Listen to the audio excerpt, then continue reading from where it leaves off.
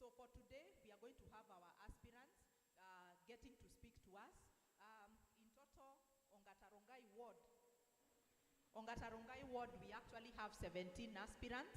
Katika wao 17 aspirants, tuko na confirmation, although confirmation but no show ya Bwana David Nganga Gakono had confirmed but hayuko hapa. Tuko na Bwana Peter Kingori Kimani pia ambaye alikuwa ameconfirm. Tuko na Bwana Mohamed Ali who is also one of the candidates. We have Bwana Cosmas Gisharisha ambayo pia alikuwa ameconfirm, still no show. We have Bwana Titus Madeka ambayo alikuwa tentative, anaweza kuja ama akose kuja. Tuko na Bwana Robert Mumanyi ambayo ameconfirm. Bwana Robert Mumanyi yako hapa, tafadhali tumpigie makofi. Bwana Robert, thank you very much for making time. We have Bwana Moses Kamalik ambayo amekuwa hapa na ametoka kwa muda, pengine ataweza kuwa na sisi confirm. Tuko na Bwana John Muraya Sironik ambayo pia anawania hiki kiti cha MCA. Bwana Sironik bado no confirmation. Tuko na Bwana Mohamed Ahmed, tunamjuanga kama Moha. Moha pia has made a confirmation, no show as yet, ataweza kutujoin later.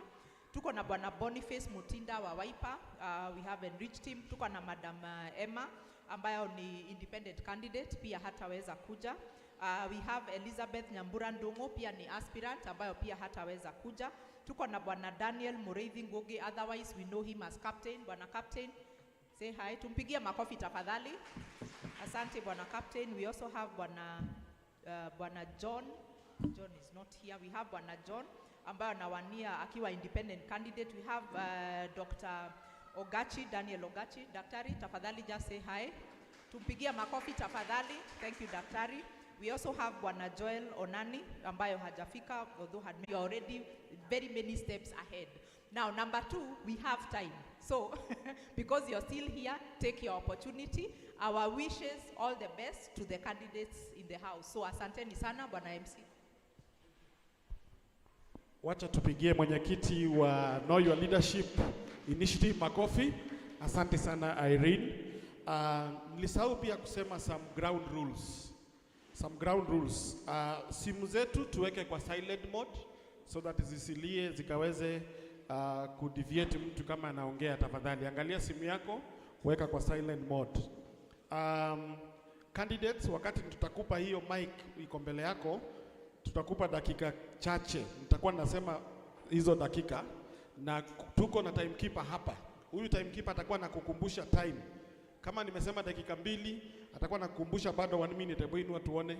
Atakuwa anainua hiyo karatasi. Na ukipitisha masaa na bado unataka kuongea, fundi wa mitambo pale atakuzimia mic.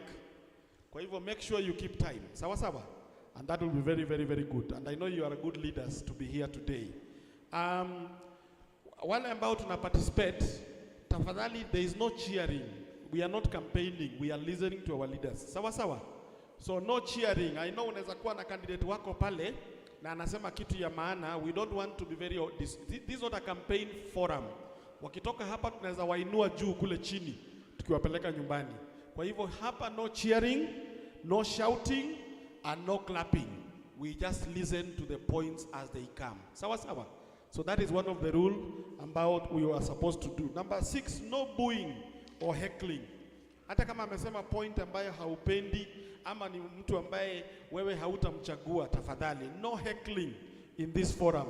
No insults. Hakuna kutusiana, even candidates. Let's respect and agree to disagree. So no insults and no hate speech. No hate speech, no personal attacks to fellow candidates. Debate must be civil and professional, and hope we shall actually observe all this so that we can engage. We want to pick the points that we can even help people out there that MCF Lani wa Ongata Rongai ward ana maono makubwa na mkimchagua mmeenda mbele. So if we start making noise and cheering and heckling and calling each other names, then we shall be losing the point. Now, I know you are ready to answer my 3 questions. But before I get there, I want to invite one member of the Know Your Leadership Initiative as well, Brian. He needs to brief us something that is at the heart of his mind as we continue engaging today. Brian, karibu. Tumpigie makofi anapokuja. Thank you, Mr. Hadi. Waheshimiwa, asanteni na karibuni sana na kuitikia mwito wetu. Asante Madam Chair and Co-Chair na in the absence of the other Co-Chair. Kwa majina ni vile naitwa Michael Brand Maina.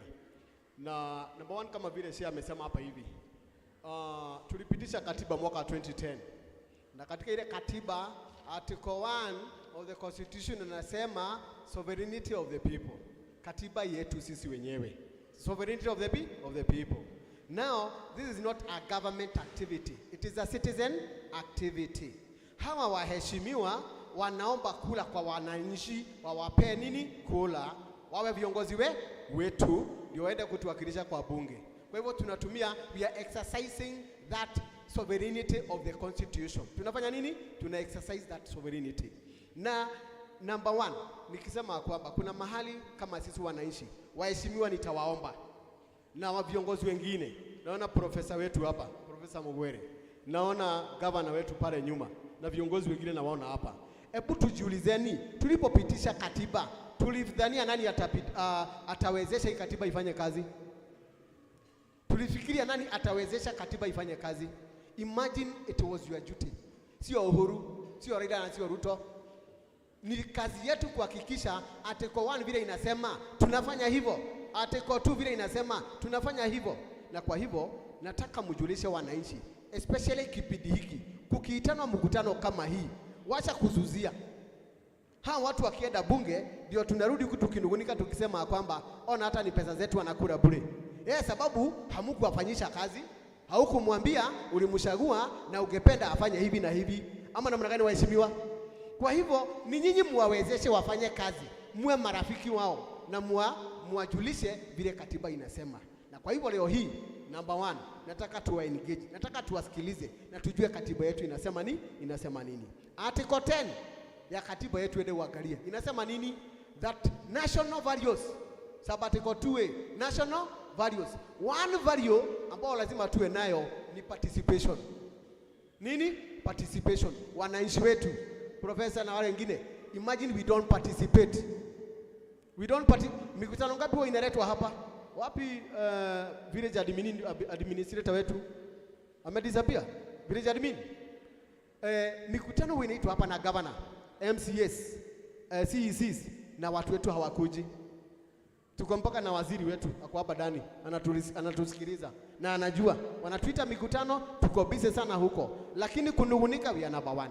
So mimi ni kwa niaba ya share na kwa niaba ya hizi mashirika, mimi nashifanya na ile shirika iko mwisho pale inaitwa Ed Poverty Justice, nafanyaka kazi ya civic education na mimi niko available mahali popote. Bishop, niko mahali popote kuja kusomesha wananchi kuhusu katiba na kuhusu haki zao na kuhusu jinsi ya kutekeleza na kuwafanya wakubwa hawa wetu waajibike kulingana na vile katiba imesema. Sawa?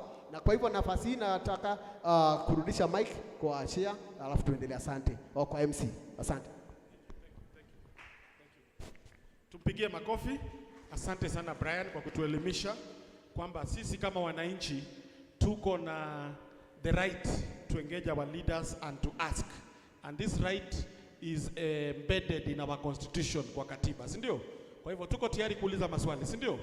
Lakini kabla ya maswali tunataka tuwajue, nilikuwa nimewapa maswali 4 ama ni 3 ya kujibu. Tunataka tuanze kule mwisho tukija pande hii na wakati huo mwingine tutaanza pande hii. So usiseme tumekuchagua wewe wa kwanza kwa nini, hapana. Na pia ulifika mapema. Tushangilie ule MCA alikuwa wa kwanza kwa kufika mahali hapa. Asante sana. Kwa hivyo wacha tukupe nafasi ya kwanza kutujulisha wewe ni nani na ni chama gani na kwa nini unataka kuwa kiongozi wetu hapa Ongata Rongai na una maono gani. If we give you in the first 100 days, what do you think you are going to do? Asante. Thank you. Asante. Yes, you can continue.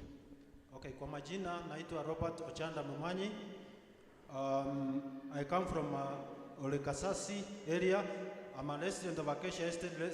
Acacia Estate is on Olekasasi sub-location. Yeah. I'm a former chairman of Acacia Estate Residents Association for the last 10 years. And hopefully I may be elected later because you serve after 2 years, you are elected and nominated. I'm also I've been also a chairman of Olekasasi Development Committee. So all the projects of the, you see, done by the committee of Olekasasi Development or Ongata Rongai Development Committee, by the MCA, by the MP, all those projects, the hospital, the schools, the of course the primary school, the secondary school, and the nursery school. It's called the ECD Center. All those projects I've been a chair of most of them, overseeing them come up. I've also been a coordinator of Olekasasi policing. How do you call it? This policing the estate security committee. Security, yes. So I've been there as a chairperson for about 7 years, representing Acacia Estate in that committee.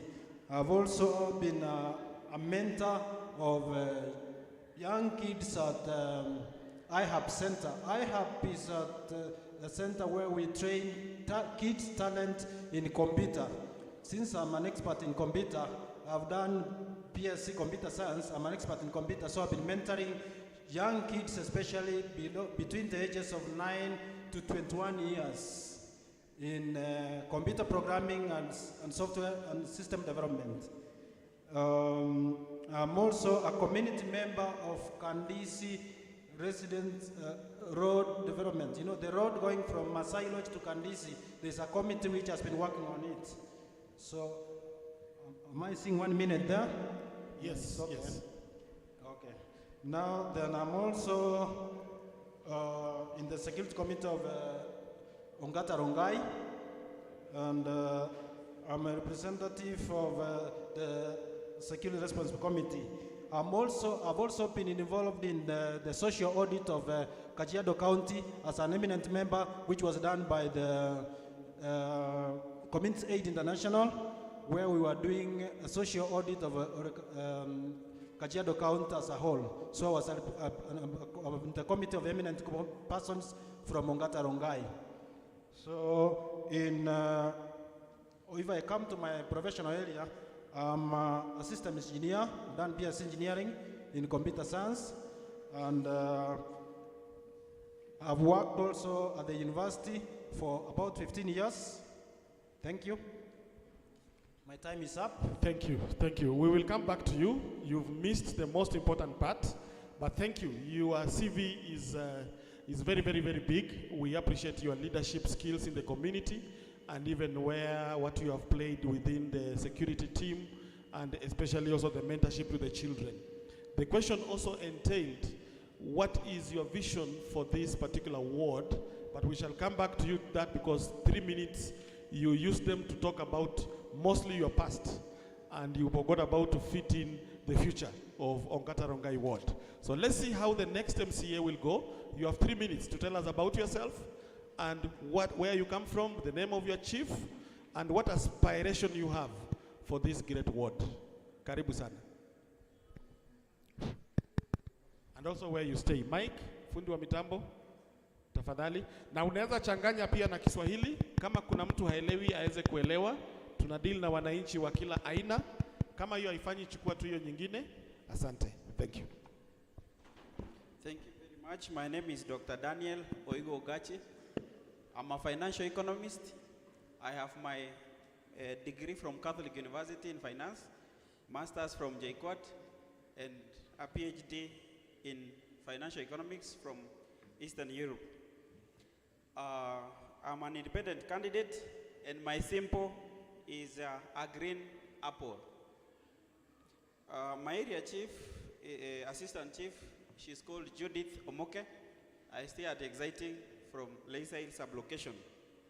So why I want to be your member of county assembly? Number one, I would like to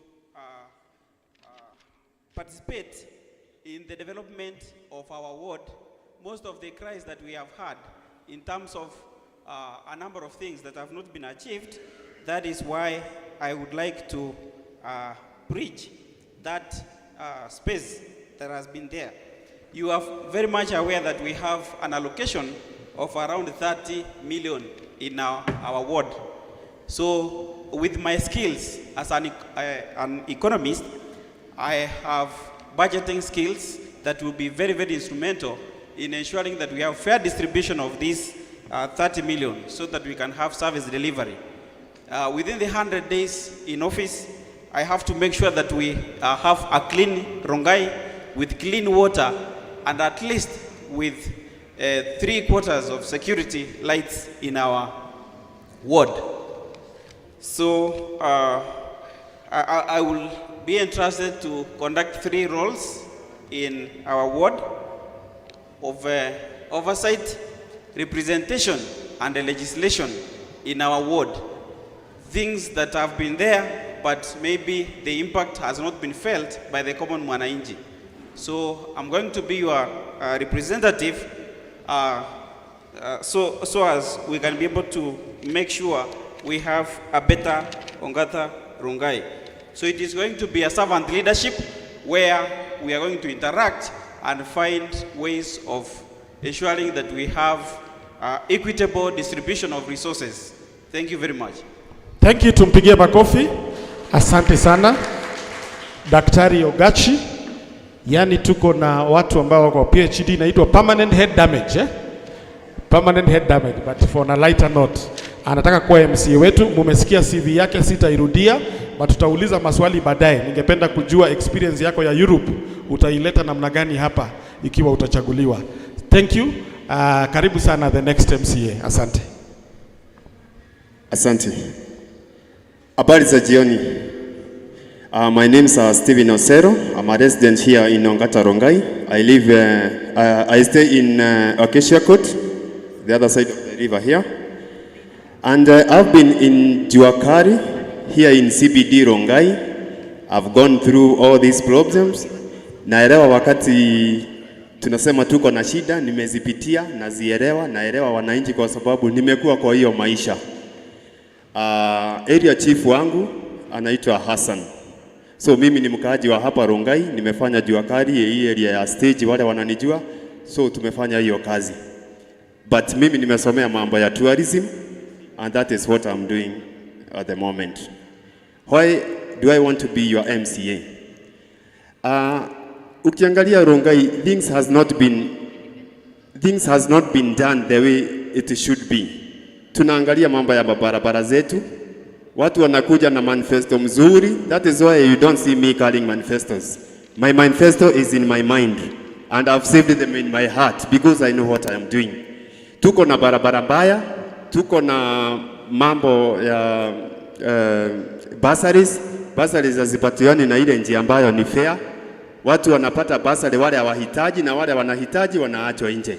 So hiyo yote imenipea hiyo motisha ya kuwa wacha nisimame MCA, nipite nisaidia watu wangu. So niko pale juu ya mambo hiyo, unfairness. Watu wapate bursaries wale wanahitaji na wale hawahitaji wapatie wenye wanahitaji hiyo nafasi so that hao watoto wetu wasome. Sisi zote tunasomesha watoto. So hizi ni mashina ambazo tumepitia na tunazielewa. Tuko na issue ya pia mambo ya environment. Takataka, land roads. Mnajua vile land roads how they shamelessly pump these sewages onto our roads. Kama nyinyi wakazi wa Rongai mnaelewa hii barabara zote kutoka Reisa mpaka Masai Road, kukinyesha kidogo mnaelewa ile story inakuaga pale. Harufu mbaya, masiweji zinapampiwa pale. Hizi ni mambo tunafaa tuangalie kwa sababu mambo ya environment hatuwezi chezea. Lazima tuangalie vizuri. Kwa hivyo mkinipatia nafasi nikifika pale, hii mambo tutafanya kazi na nyinyi na pia mimi nitafanya kazi na nyinyi kwa committees. Kama ni watu wa soko nitachukua watu wa soko waingie kwa committees, watu wa transport kwa committees so that kama ni bursary kila watu wanakuwa wako na mtu anawarepresent pale. Kwa hivyo my style of leadership itakuwa ni ile ya partnership between me and you. Vile mtaniambia ndio tutafanya na tutasaidiana kuendelea mbele. Asanteni sana na Mungu awabariki. Thank you so much. Tushagindie Steven Osero, candidate wetu independent. Nitarudi kwako baadaye utuambie alama. Hiyo pia ule wa kwanza pia utatueleza alama ya chama chako pia haukusema. I think it's only Ogachi who said that. Asante sana. Karibu, nimesikia ukiitwa captain. Yeah, tuambie how will you captain this particular ward if these members here give you an opportunity. Thank you. Thank you. Thank you, Chair. Majina yangu, I'm Captain Daniel Mureithi Ngoge. Daniel Mureithi Ngoge, I've been working with the Army. I've been an instructor of music, and I still also have a band that I have trained some youths, around 30, here in Ongata Rongai, that we work with the county government and other institutions on private and government institutions. My area chief, depending on where I come from, but I know all the chiefs around. I know there is a chief called Hassan Dahir, that is the recently installed chief in Ongata Rongai. We have sub-locations. We have 5 sub-locations here in Ongata Rongai. We have Endumoto, we have Olekasasi B sub-location 2, and we have scheme 6. So all the chiefs, and we have Reisa here, of course. One of the reasons as to why I want to vie for MCA Ongata Rongai, it is because Ongata Rongai has been neglected for a very long time, and I believe me as an MCA, I am going to handle this issue very much aware of the situations that has been giving this place. Like, for instance, one of the issues that I am going to handle diligently and seriously is about a public primary school, which we do not have another one. Only public primary school that we have is Olekasasi Primary. Our children has been waking up very early in the morning at 10, going to seek for education in Nairobi. I'm going to handle that issue seriously, and I'm going to make sure that the county government and the national government is compelled, working with institutions, to make sure that we have another public primary school. What I'm going to do within my 100 days as an MCA, one, I believe there is no idle money in any government institution. So what I'm going to do, I'm going to make sure that I peruse the documents and the bills in the parliament, in the assembly, so that I can see the bills that are beneficial to us as the citizens of Ongata Rongai, and the bills that are not beneficial, and the reasons as to why these bills has not been passed and has not been implemented in our area in Ongata Rongai. Thank you very much. I beg to see. Thank you, Captain. Karibu sana. Tuwashangilie wote, tuwapigie makofi. You know, I was wondering where I met Captain. When you said music, I've remembered. I met you in a white suit in a function in Kikuyu, if you remember, and I was the MC. Yes, thank you, and keep it up. I didn't know you want to be our MCA here. Karibu sana. Now, tumesikia maono ya wote, lakini niruhusu tu participants, nirudishie Bwana Robert Momanyi Mike kwa dakika 2, atuambie chama chake, alama yake, na maono mawili matatu ambayo muda ilikupita. Utuambie maono gani uko nayo juu ya hii ward, kabla hatujaanza kuingia ndani na kuuliza maswali zaidi ya vile utaongoza hiyo kazi. Asante. Asante sana. Ameniuliza vizuri. Sikuwa nimeelezea chifu wangu anaitwa Anthony Kamau from Olekasasi Sub-location. Anthony Kanini Kamau, that's my chief, area chief. Na assistant chief anaitwa Anthony Kabe. So the next question umeniuliza my party, I'm an independent candidate. Mimi siku participate in nominations. I was an independent candidate from the beginning. The third one umeniuliza ni kuhusu what I want to do for Ongata Rongai. Kile ningetaka kufanya kwa Ongata Rongai, ningetaka kuimprove on security lights on all the estates. As it has happened in Acacia Estate, I started a pioneer project which is running there 4 years ago and is running. Ya pili ningetaka kudeal nayo ni feeder roads, grading of the feeder roads. These feeder roads are all over Rongai, they are not graded well. I'll start by grading them and perhaps maraming them if there is money in the county. And the third one is run of water, dealing with the run of water and development sewage management, so that we have water running to the rivers. And thirdly, I also participate in allocation of bursary funds from the governor's office. Thank you so much. Tupigie makofi. Asante sana. Mr. Ogachi alisema pia ni independent Mr. Steven Osero pia ulisema pia ni independent.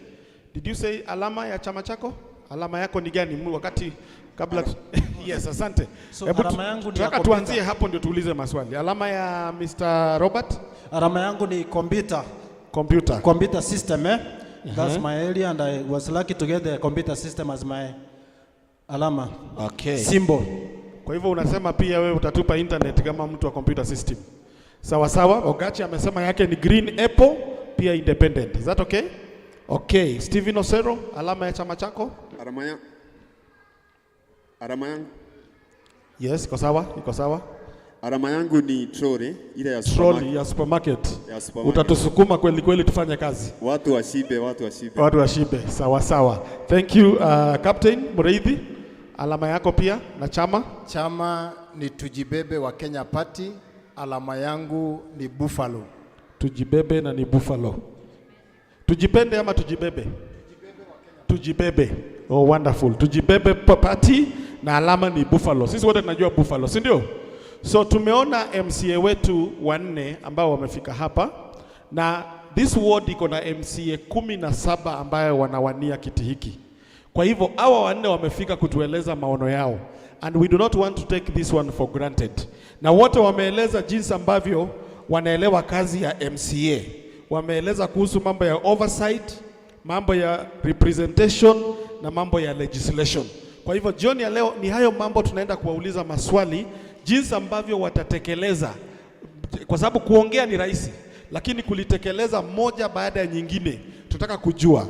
Alafu mwisho tutawauliza ikiwa utachaguliwa na umeingia kwa hicho kiti na ukose kutufanyia mambo haya, tutakufanya namna gani? Swali hilo pia tutauliza tunapomalizia.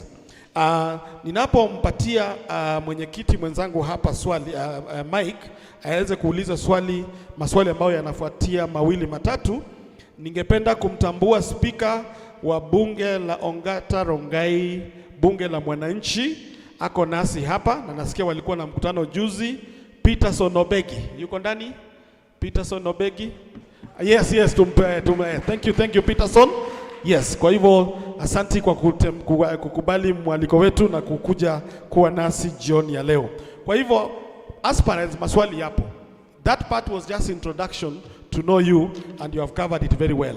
What you forgot to say, and Africans like that, is about your family life. Are you married? You have children? Maybe you can find where to fix such kind of things, because we value that as well as leaders. Sawa. Thank you so much. I want to offer my colleague Irene to ask the next few questions as we continue. Then I'll come back again. So asante, Bwana MC. Allow me to sit sasa niulize maswali ya wananchi.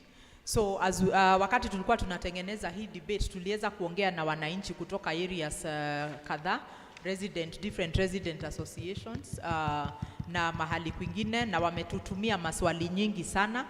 Kwa hivyo venye tumejaribu kufanya is to try and compile the questions. So zile maswali ambazo tutauliza from here ni yale maswali ambayo yameulizwa na citizens. Pia ningependa kusema for citizens who are not here, we will be following this live.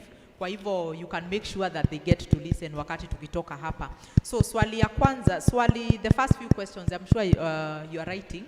Maswali ya kwanza yanahusu pande ya representation na pia pande ya legislation kidogo. So kuna swali ya kwanza ambayo what are the strategies, allow me to ask in English, what are the strategies you will put in place to ensure that there is equitable access to ward resources, and also looking into issues of service delivery? Hiyo ni swali moja na pande ya representation. And then pande ya swali ya pili ni kwamba what is your strategy? What strategy will you introduce in order for you to move bills in the county assembly? What strategies are you going to use to move bills in county assembly? Halafu ya tatu. Swali ya pili ni kwamba what strategy, utatumia strategy gani ama utatumia utatumia mbinu gani ndio uweze kupitisha bills kwa county assembly? What strategy are you going to use? Halafu ya tatu pia ni what policies and strategies will you put into place to promote issues to do with mental health amongst children and the youth. Na wakati ukiangalia pande ya mental health pia, there is a challenge ambayo citizens walikuwa wamechukulia ya kwamba kuna maneno mingi sana ambayo yana affect yanasumbua our young people, maneno ya drugs na maneno ya vitu kama hizo. So what exactly will you do to work with the local authorities so that some of these things can be taken up? So pengine niulize hiyo round ya kwanza ya maswali, you all get an opportunity to respond, maybe 1 minute for each of us. Can you repeat the first question, please? So the first question ilikuwa, what strategy will you put in place to ensure there is equitable access toward resources while also looking at matters on service delivery? So hayo ni maswali manne. So I think you can take up a minute for each of us to respond to those questions. Thank you. Asante sana, na tunaweza anza sasa na captain tukienda pande hiyo.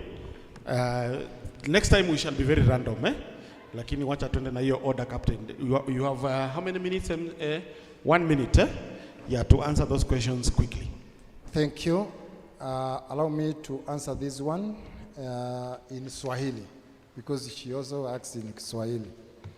Nataka kusema hivi, equitable resources katika ward yetu, number 1, tujue ya kwamba sisi katika ward hii yetu kama vile ambavyo mtangulizi wa kuongea alisema ya kwamba zimerudishwa kwa mwananchi. Mimi nimesema hivi, katika uongozi wangu nitafanya na sub locations zetu zote. Nitakuwa nikienda katika kila sub location na kupata nafasi ya kuongea na kila mwananchi kulingana na mahitaji ya sub location yao. Kwa sababu watu wakija public participation katika hapa social hall, watu ya mashida za scheme 6 sio mashida za Ole Kasasi. Mashida za Ole Kasasi sio mashida za Endumoto. Mashida za Endumoto sio mashida za hapa Ongata Rongai na pia na Reisa hii. Kwa hivyo nitakuwa nikijaribu as much as I can kuhakikisha ya kwamba mwananchi na sauti yake inasikika kutoka sehemu zote ambazo zinahusika hapa. Jambo la pili, nitatumia mbinu gani ili kuhakikisha ya kwamba bili zangu zinapita. Kama jinsi ambavyo nyinyi wote mnavyojua, bili yoyote ambayo unataka ikuwe sponsored, ni lazima kitu ya kwanza ujue inapitia njia zipi. Ni lazima ujue ya kwamba kitu ya kwanza wewe uandike bili yako ama petition yako ama motion yako, uhakikishe ya kwamba imepitisha viwango za kisheria, ili ikipita katika attorneys wa assembly inaweza kuenda katika clerk wa assembly na inaweza kupita, na tena unajaribu kuwhip as much as you can. I think because of my time ambayo imeelapse, ninataka kujibu hayo mawili. Asante. Thank you so much. Next. Thank you. About the strategy for equitable resources, tunajua hapa Ongata Rongai ward tuko na makabila wengi, tuko na groups mingi, kuna wamama, wazee, kuna vijana na wale wengine. What I'm going to do, kama ni kwa vijana, mimi nitachukua wawili ambao watarepresent hiyo group ya vijana. Wamama the same. Kama ni watu wa soko nitachukua wawili, kama ni watu wa kandisi wawili, kila watu na mashida yao, so that niweze kufanya kazi na hizo committees. Wao ndio wataniletea mashida ya kwao na ile vile wanataka tutatue. So mambo ya kama ni basari pia tunaweza tumia hiyo formula ya kutumia committees, kwa sababu siwezi ita watu wote. Na hiyo ndio strategy nitatumia kwa mambo ya resources through committees. Hiyo ingine ilikuwa registration strategy. Kwanza mambo ya bills lazima wananchi ndio watasema, na tutaongea nao tujue ni nini wanahitaji. So lazima pia nipate advice ya wakili so that hiyo sheria ikuwe in tandem na sheria ya nchi. Tatu, lazima nirobe huko so that wale wabunge wenzangu huko wanisaidie kupitisha hiyo bill itakapokuja kwa floor. Ya tatu ilikuwa mental health. Lazima tutatenga masehemu ambapo watu wa mental health watapata matibabu yao kwa hizi hospitali ambazo tuko nazo na zile ambazo tutaongeza. Asanteni sana, naona time yangu ni kama imeisha. Thank you. Tumeona huo muda ni kama tumeongeza dakika moja zikawa 2. Maswali yanayojibika ni mawili tu. Kwa hivyo tukimaliza tutarudi tena mjibu hayo mawili yamebaki quickly in another 1 minute. Sawa sawa. Kwa hivyo Daktari Ogachi, tueleze wewe utafanya namna gani kwa hayo maswali manne? Thank you very much. Number one, you asked about the strategies which are put in place for equitable resources. That is the equitable resource mobilization. Number one, I would engage my electorates to understand their civic role. And then, based on the what I discussed, my approach to leadership is participatory. As I said, that is servant leadership. And I'm going to incorporate the chiefs, the religious, and community policing wazees, and the youths. So that means we are going to sit down and agree on how we are going to give finances, or we are going to prioritize the disbursement of funds. Of course, we know the different areas that are given priority: infrastructure, the health, education, the youth, and other social amenities within the ward. And that will be done through dialogue with my people. Also, taking into consideration that I will adhere to the stages of validating these ward projects and giving them priorities. So that is also one of the ways which I will use. The second question is on how to make sure that my bills are acceptable. That means I will have to do what we call mobilization and sensitize my fellow MCAs to understand the importance of the bills. If they don't understand the importance of the bills, they will not support them. So I have to educate them or sensitize them on the importance of the bills.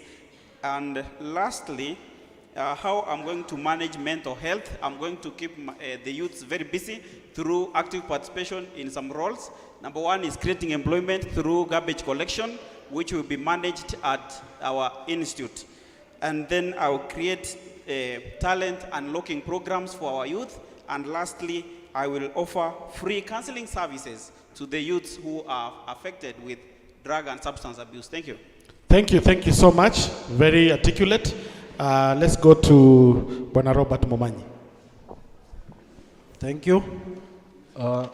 Ya kwanza nitashughulika na identifying the first one you say structures are accessing resources. Nita appoint ama tutashirikiana na committees ile siko kwa every cell, because Lekasasi and Ongata Rongai is organized into various community cells, sub-locations. Those sub-locations will have committees and subcommittees which will work on each project. So the subcommittees will identify in each sub-location, they will identify the projects, and will use those subcommittees to come up with the projects which will be used to award resources. And also service delivery, the same committees will have experts from the committees. We'll ask for people who are experts in various areas to assist us in managing the services, all out services around the community. Secondly, the second move is on bills. I mobilize and sensitize my fellow MCAs to support at least each and every bill which will come to the floor. The third one, on the same bills, I also use the technical experts in the assembly who are the research assistants to help me furnish the bills so that I'll be able to do the bills well. On the third thing on youths, where youth see drugs and others, I'll engage the youths in sports, and also since I'm a computer expert, I'll also train them on computer and many other things, the development of computer skills. Thank you. My time is up. Thank you so much. Tuwapigie makofi. Lakini kuna maswali mawili hawajajibu, na niseme tu hivi tukiendelea kwamba kutakuwa na muda wa wewe kama mwananchi kuuliza swali. Kwa hivyo kando na haya maswali ambayo tulikuwa tumeyapata mapema through community forums ambazo our chair hapa anaziuliza, tutakuwa pia na muda tukimalizia haya maswali. There is one more round to go, and then wewe kama mwananchi ambaye umekuja hapa pia utapata nafasi ya kuuliza swali. Kwa hivyo weka swali lako na usiondoke, na usishangae kwamba maybe hauta participate. Hapana, labda tu muda isituruhusu, lakini maswali mawili matatu lazima tutayauliza. Tunapoendelea, mnakumbuka maswali ambayo yamebaki mawili. tutaambia Vice Chair ayarudie ambayo hamjajibu. Naona wengi mmejibu mambo ambayo what you will put in place to ensure there is equitable access to resources within the ward. Wote mmejibu ili swali ya county assembly bills. Wengi mnasema mambo ya lobbying, mnasema mambo ya kuleta research assistance ku make sure things ambazo wanaangalia. Stephen Osero alisema atatumia hata lawyers kuhakikisha kwamba mambo yanayofanya hayaendi kinyume na katiba, so that kama kuna bill inakuja iko sambamba na katiba. Na tumeambiwa na Brian chochote tunachofanya lazima kiwe sambamba na nini? Na katiba. Daniel pia alisema atafanya mambo ya lobbying na pia vile ambavyo mtashughulika nayo. Tukiendelea, nataka kurecognize wageni watatu ambao wako nasi leo, just to recognize our leaders and candidates. Number one, we have a running mate to one of our governors, Mr. Njonjo. Mr. Njonjo is an aspiring deputy governor. Thank you. Tutakupa nafasi mara ya mwisho tu kutuambia jina na chama tunapomalizia. Asante. Wa pili tuko na ambaye anataka kuwa MP wetu Kajiado North, Professor Mugure. Professor Mugure? Yes, Professor Mugure is also here. Tuweze kumtambua. She also wants to be our member of parliament. Na debate yao itakuja, lakini we recognize your presence here today. Alafu tuko pia na Boniface Otieno ambaye anawakilisha the People's Parliament. People's Parliament. Yes, Boniface Otieno, thank you. Thank you, thank you. And we have an aspirant People's MCA. He is here with us. Asante sana. Just on a lighter note. Thank you. So the second questions, maybe you can just repeat for their sake, then they have a minute each to answer that set before we continue. Aya, asanteni. So the second round of questions, wacha nijaribu nishikanishe hiyo ambayo haijajibiwa na the second round of questions. So sisi wote tunajua Ongata Rongai ni ile mahali ya takataka ile serious. And that is one of the biggest challenges ya maswali ambazo zimekuja, because sewage, garbage, everything has become synonymous to Ongata Rongai. Now, if we elect you as our MCAs, what approach will you take to resolve the waste management challenges in Ongata Rongai? Ukiangalia pande ya solid waste na liquid waste, that is the sewage. So hiyo ni swali ya kwanza. Swali ya pili, what will you do in order to improve the infrastructure ya Ongata Rongai, especially ukiangalia pande ya mabarabara, the small roads that are assigned to us, and also what role will you play? Kuna barabara ambayo it's not in the MCA docket ya Masai Lodge, but that road has become an eyesore ambayo citizens have really complained about, and I believe Mheshimiwa Momanyi had talked about it. So what role will you play as an MCA, realizing that that road is actually not in the docket of MCAs? Alafu swali ya tatu, what will you do as an MCA pande ya ukiangalia pande ya maji? Actually the question is, what is your plan of action towards distributing fresh water for the residents of Ongata Rongai ward, bearing in mind that piping imefanywa, but kuna mahali ambazo hiyo piping it has been excluded. So it's only a few places in Ongata Rongai where the fresh water piping has been done. So what is your strategy going to be in terms of addressing those three questions? Thank you. Yes, thank you. And we can start now. Let's do randomly. Let me invite Daktari to be the first one to go on this. Thank you very much. The first question regarding sewerage management, I have a proposal from Netherlands which I presented to the previous county government. Unfortunately, it was not acted upon. It gives a step-by-step management of solid and liquid waste within our county. It needs a very small technology which will be given to the landlords so that they will be able to manage sewerage water. Then once they do that, they will be able to use the water to water the flowers or crops. Even if that water will be released to the river, it will be very good. Number two, regarding infrastructure, barabara ya Masai Lodge, we know that road is Siaya County. It is with national government. We are going to ensure, I'm going to ensure that within the county, I push a motion to ensure that the national government will be able to act on that road. Lastly is about distribution of fresh water. Number one is restructuring. Let's add you 1 more minute. Thank you. So now 1 more minute. I think the Continue. time that is given is very minimal. Yes, we have added you 1 more minute to finish that. That's why I'm trying to brush through and I will not be able to finish. Now, regarding fresh water, is restructuring number 1 because we have Ololesa water project. The Ololesa water, I would like to intervene so that we restructure the leadership of that, the management of Ololesa, so that we know the internal problems that are there, which are making them not to offer us fresh water. Number 2, the image wanaita ya Mjaina, we know it is along Magadi Road.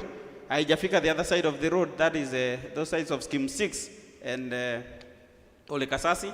I'm going to ensure that we try as much as possible to have some allocation so that we can also fend water to the other parts of the ward. Thank you. Thank you so much, Daktari. We can have Stephen going next. What will you do to these 3 or 2 areas? Thank you.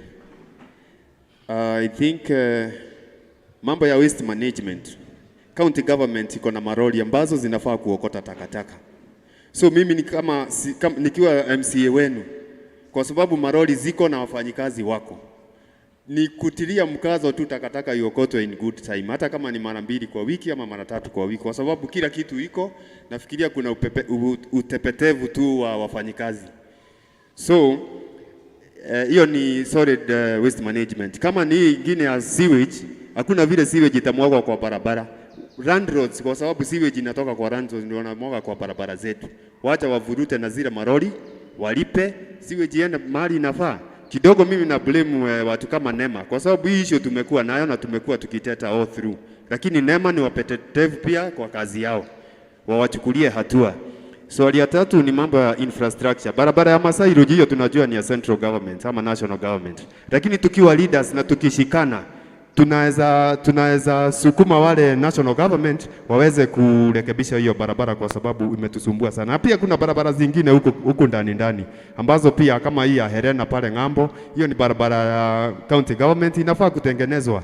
Daraja ziwekwe na barabara zingine tu kina Fatima South Road zirekebishwe, kwa sababu hiyo ni kazi ya central government. Hiyo yote tutasukuma na itatengenezwa. Mambo ya fresh water, nafikiria kama Mjaina amefikisha maji Rongai, nayo county government wacha ichukue isambaratisha sasa huko kwenye kumebaki, kwa sababu tayari maji tuko nayo hapa. Sioni ni sababu gani inaweza fanya Ololesa water isisambaze maji, kwa sababu hiyo ni kazi ya county government of Kajiado. Kwa hivyo nikipata nafasi pale tutasukumana nao watu wote wapate maji, kwa sababu maji tayari ishafika Rongai. Asanteni sana. Asante sana. We can have Robert telling us what you can do on those 3 areas. Thank you very much.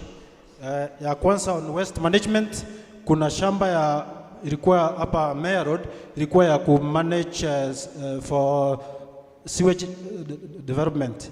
Hiyo tutafuatilia tuone ilifika wapi, because it's under the county government. Na pia kuna another connection natakia kutoka hapa kwenda Bomas, ndio ingane na ile sewage system ya main sewage system ya Nairobi kuelekea Ruai. So hiyo tutafuatilia tuone kama itakuwa connected through roping. Secondary ya on infrastructure on roads. Are you listening? Oh, you are listening? Okay. Sasa on waste management, kitu kingine nitasema kuhusu takataka ya kuokota kwa soko na kwingine, I also assist in allowing private companies to collect garbage together with the county government, vile silikuwa zoning before, so that the garbage can be collected by both private companies and the county government. So that the county government collects in the main areas like the marketplaces and others, and the private companies collect from the homesteads and other areas and sort it out and take it to the other areas. So, Imeisha? Yes, I think that is good, and you've answered almost everything. Apart from barabara hiyo vile umesema. Okay, barabara ya Masai Lodge, yes, it's in a national government. What I'm saying about it, we have been lobbying through demos and other areas and other people to get the care director and also the CS roads to assist us in doing the road. So we have successfully done it twice, and they have come to try and assist us in that one. On water, this what we call water fresh water distribution. This was our first project which was done in phase 1. It was supposed to cover the whole of Ongata Rongai, which is Kajiado North. Now what is happening is I've been talking to Tana Earth. The Tana Earth people wanatakiwa kuja waendelea with phase 2, wamaliza these projects, wa connect pipes to the other side of Orekasasi, Scheme 6 and back to Rimba. Thank you. Thank you so much. Tuwapigie makofi hao watatu wote wameongea. Alafu tukaribishe captain atueleze how will you handle those 2-3 areas as well. Thank you very much. I want to tell this delegation here that I personally sponsored a petition to the county government through the Bunge la Mwananchi People's Parliament, and it went through. That is what made the Soko Mujinga to remove all the that mountain of garbage which was there. It is my petition that made that garbage to be removed from there and kept the other side so that it can be. The same petition is the one that made the county government to be allowed to co-work with the Nairobi Metropoli so that we can dump our garbages at Dandora. That is my petition that I sponsored through the Bunge la Mwananchi.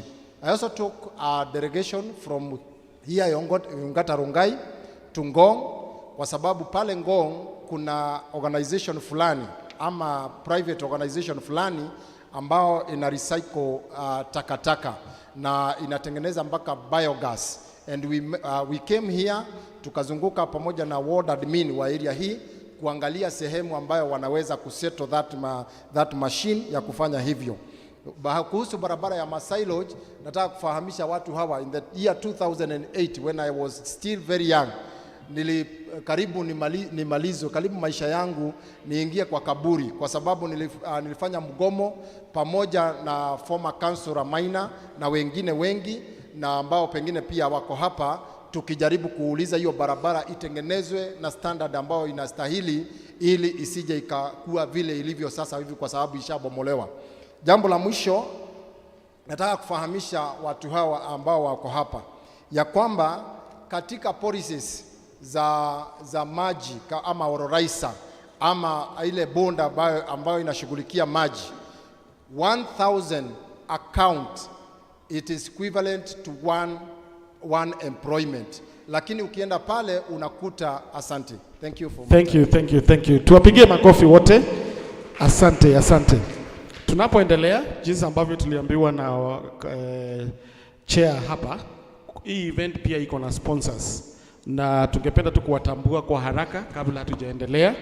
The first organization ambayo imetuwezesha kufika hapa tunapoendelea na mjadala huu inaitwa TransAd Advertising Network. Sijui kama wamewakilishwa hapa. TransAd Advertising Network, yes, tuwapigie makofi. They are one of our sponsors. We have Equity Afya. You will have a moment to say something later. Simama tu tukupigie makofi. Asante sana Equity Afya. And what I want just to say as we continue is that these are organizations in our midst as residents of Ongata Rongai.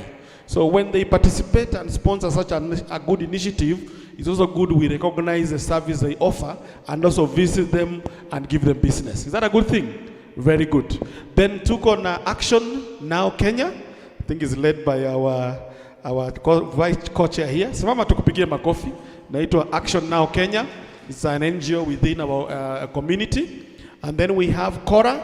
Kora is Kiserian Ongata Rongai Residents Association. I'm a member, but we have our chair lady. Yes, karibu sana, tumpigie makofi. Thank you. We have the Sitam Rongai, Sitam Ongata Rongai. Tunaweza iakilisha pamoja hapa. Kuna mtu ametoka kule? SAG? Yes, ataakilisha. Simama tukipigie makofi. Thank you so much. So now, tuko pale na mwingine. Asante sana. Thank you so much, Mr. Omote, for being here with us. And then tuko na Dr. Teeth. Dr. Teeth, daktari wetu mashuhuri wa meno kutoka hapa karibu. Amekutuma pia. Nimeona mtu na koti huko nikafikiri ndio Dr. Teeth. Sio wewe Dr. Teeth. Okay. Amewakilishwa na Sanau. Tumpigie makofi. Wako pale inaitwa which center? Salu Center. Kama wewe ni mgonjwa unahitaji meno yaangaliwe. Alafu hii hall ambaye tuko hatulipi chochote, tumepewa free courtesy of Kajiado County Government. Sisi tuwapigie legal and legal aid services. paralegal and legal aid services. Are there anywhere? Yes, thank you. Awapige makofi, asante. Na karibu nisahau another very senior and serious organization helping us. The Nairobi Chapel, Ongata Rongai. Hizi mitambo zote ni zao. Wamebeba kutoka kanisani kutuletea. Situwapigie makofi. Thank you. Na wametupatia pia venue ya MPs debate. Tutakuwa pale, chair atatuambia ni siku gani pia tutakuwa pale. So thank you Pastor Zach and the team from Nairobi Chapel. Kwa hivyo tunaendelea, kuna the last round of questions and then from there we will now open the panel to the other members. So I want to welcome again Madam Irene to finalize on that. Thank you Bwana MC. Waheshimiwa mmetuelezea your manifesto. The next round of questions inatoka kwa zile manifesto, what you have promised that you will do. That's where the questions are coming from. Before I ask the questions, allow me to recognize my co-chair. My co-chair, Madam Liza Kariuki. Madam Liza, allow me to just recognize you. Probably you can come and say hi as we have our fellow Mheshimiwa take a seat. Please just say hi to the team. Co-chair, who is also the chair of KORA, Madam Liza.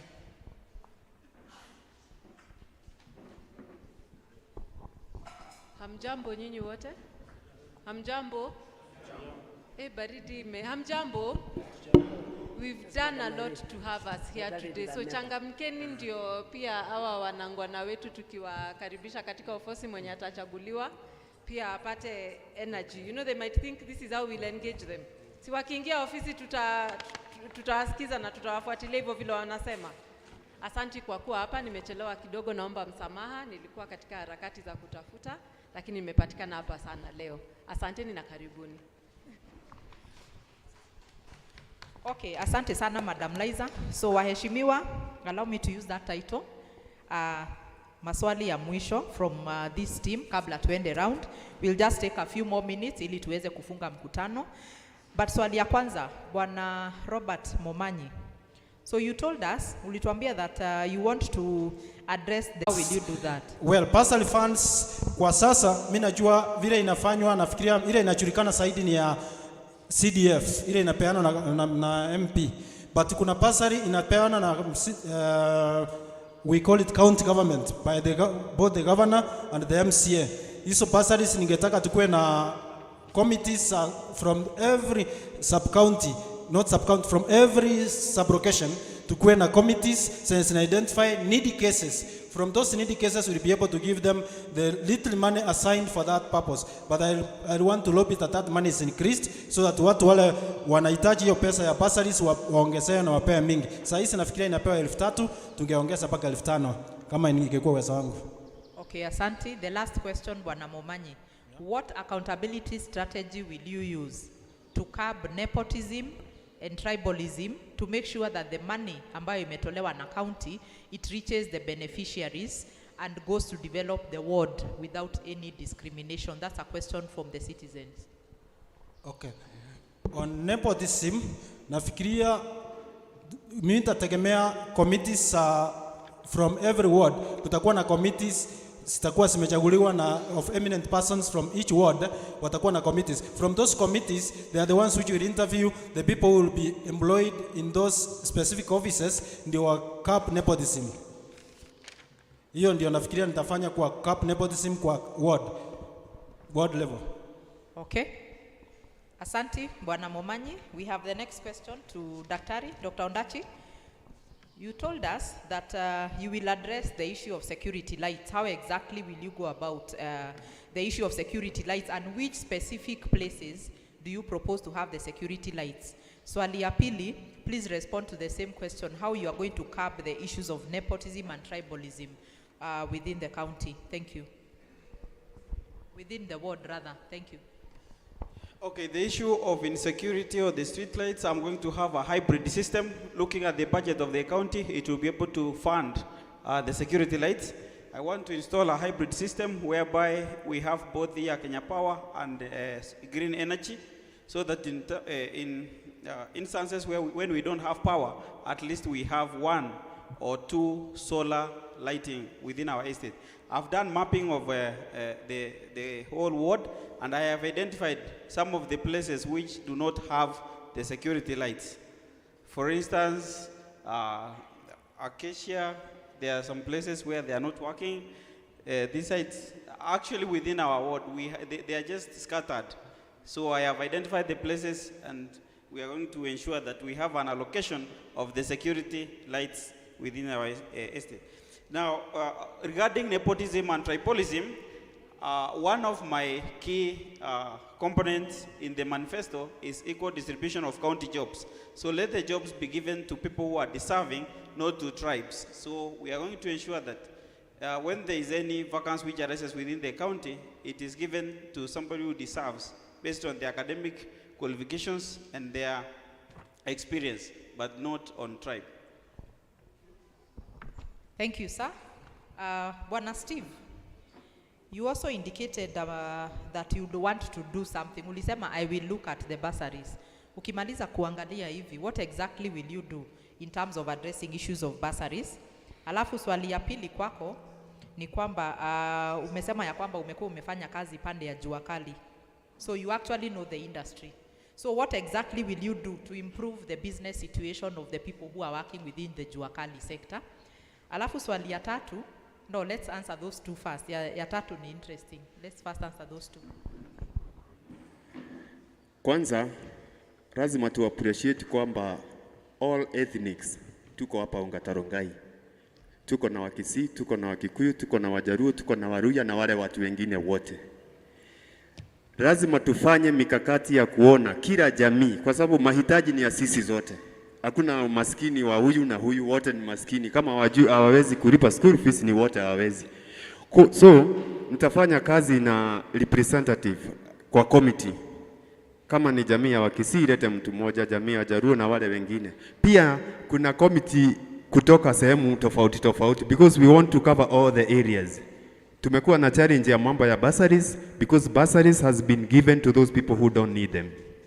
So this is an issue I'll look at, na nikifanya kazi na hizo committees, I'm sure hakuna mtoto ataachwa nje kwa sababu ya kukosa school fees. So nitafanya kazi na committees kwa mambo ya bursaries in both ethnics na distribution ya areas. Kuna swali lingine umeniuliza mambo ya jua kali. Yeah. Tunajua vizuri sana county haina kazi nyingi za kupatia kila mtu. Kazi za county ni chache. Lakini hata hizo chache lazima zifikie lazima zidistributiwe kwa kila mmoja wetu. At least tuone kama ni kabila imepata hiyo kazi, hii kabila ingine imepata, hata kama ni moja. Lakini kuna kazi tuko nazo nyingi sana za jua kali. Na hapo tunaweza create employment kwa jua kali. What I'm going to do, nitarobi kukue na fund ya watu wa jua kali. Wakishatengeneza circles, wawekewe fund fulani ambao watakuwa wanakopeshana wenyewe kwa wenyewe. So that kama ni watu wa mechanic pale wanaweza kopa wanunue tools, ama wakope wakondishe yard. Kama ni watu wa hapa sokoni, mtu anaweza chukua pesa anunue hiyo mizigo, chakula auze, loan kidogo ya kupatiana kwa sako. So I think tutakuwa pia tuna create employment kwa kufanya hiyo kitu inaitwa business empowerment kwa watu wa jua kali. Asanteni. Asante Bwana Steve. The final question, the citizens wameuliza hii swali. Wameuliza that there is an abandoned house behind Tumaini. Kuna nyumba abandoned nyuma ya Tumaini that has been harboring criminals and a lot of garbage over the years. What can you do to ensure that this issue is sorted out once and for all? Mwanzo lazima tujue kwa nini hii nyumba imekuwa abandoned. Mwenyewe alikufa ama ilienda wapi? So that kama mwenyewe alikufa na ijengwe ichukuliwe na serikali, kama mwenyewe hawezi develop, because huku ni kwa county government, huku ni kwa county. Lakini pia lazima mambo ya security to enhance. Lazima security ifanywe, ofisi ya chief ijue kuna mambo kama hawa yanaendelea, security lights ziwekwe, kwa sababu hata zenye zimewekwa hazifanyi kazi. Tunasikiaga sijui ni bills hazijalipwa. Kwa hivyo hata tukisema tuongeze zingine na tutalipa bills, bado zitazima tu. So kwa ofisi ya chief, ofisi ya police na sisi wenyewe, kwa sababu security inaanza na sisi, lazima tushikane tuone mambo ya security iko sawa. Nyumba kama hizo ambazo zinaficha wezi, hizo zifungwe, kwa sababu zinaweza pigwa mabati zifungwe, ama tujue kama zina kazi kabisa kabisa zichukuliwe na serikali zifanya kazi ingine, ama mwenyewe auze kama imemshinda kudevelop. Asanteni. Asante sana Bwana Steve. The final candidate, Bwana Captain, you will still tell us what you'll do about hiyo nyumba abandoned ambayo iko nyuma ya Tumaini. But you told us that the one thing you will do ni kwamba utaangalia maneno ya primary schools, because we only have one primary school. Now what I'm wondering is, primary schools are actually in the docket of the national government. So how exactly will you do that as a member of the county assembly? Swali ya pili, you said that you will sit and look at the bills that have been ambazo zimekuweko, so that then you will see the new bills to put in place. Just out of curiosity, Mheshimiwa Captain, what are the last maybe one or two or three bills you know that have been passed by the last government? Thank you. Thank you. I think I will start with that house. I think I'll concur with what Steve was saying. Initially, there is no abandoned house. If there is any abandoned house, then it might be having a case, maybe in court, or either it has a dispute somewhere and it cannot be developed. So I shall follow it up, and then if there is a case, then we can even follow the route that I've been following, the bunge la mwananchi, so that house, maybe if need be, it can be demolished, or it can be actually, so that it cannot hamper the criminals anymore. Two, I talked about primary schools. I know education is not devolved apart from ECD, but land is devolved. Land, any public utility belongs to the county government. So I'm going to make sure that the county government buys a land that will be used to construct a school. Our benefits, one of the benefits that we have here, we have the municipality. We fall under the Nairobi Metropole. And finally, we have the county government.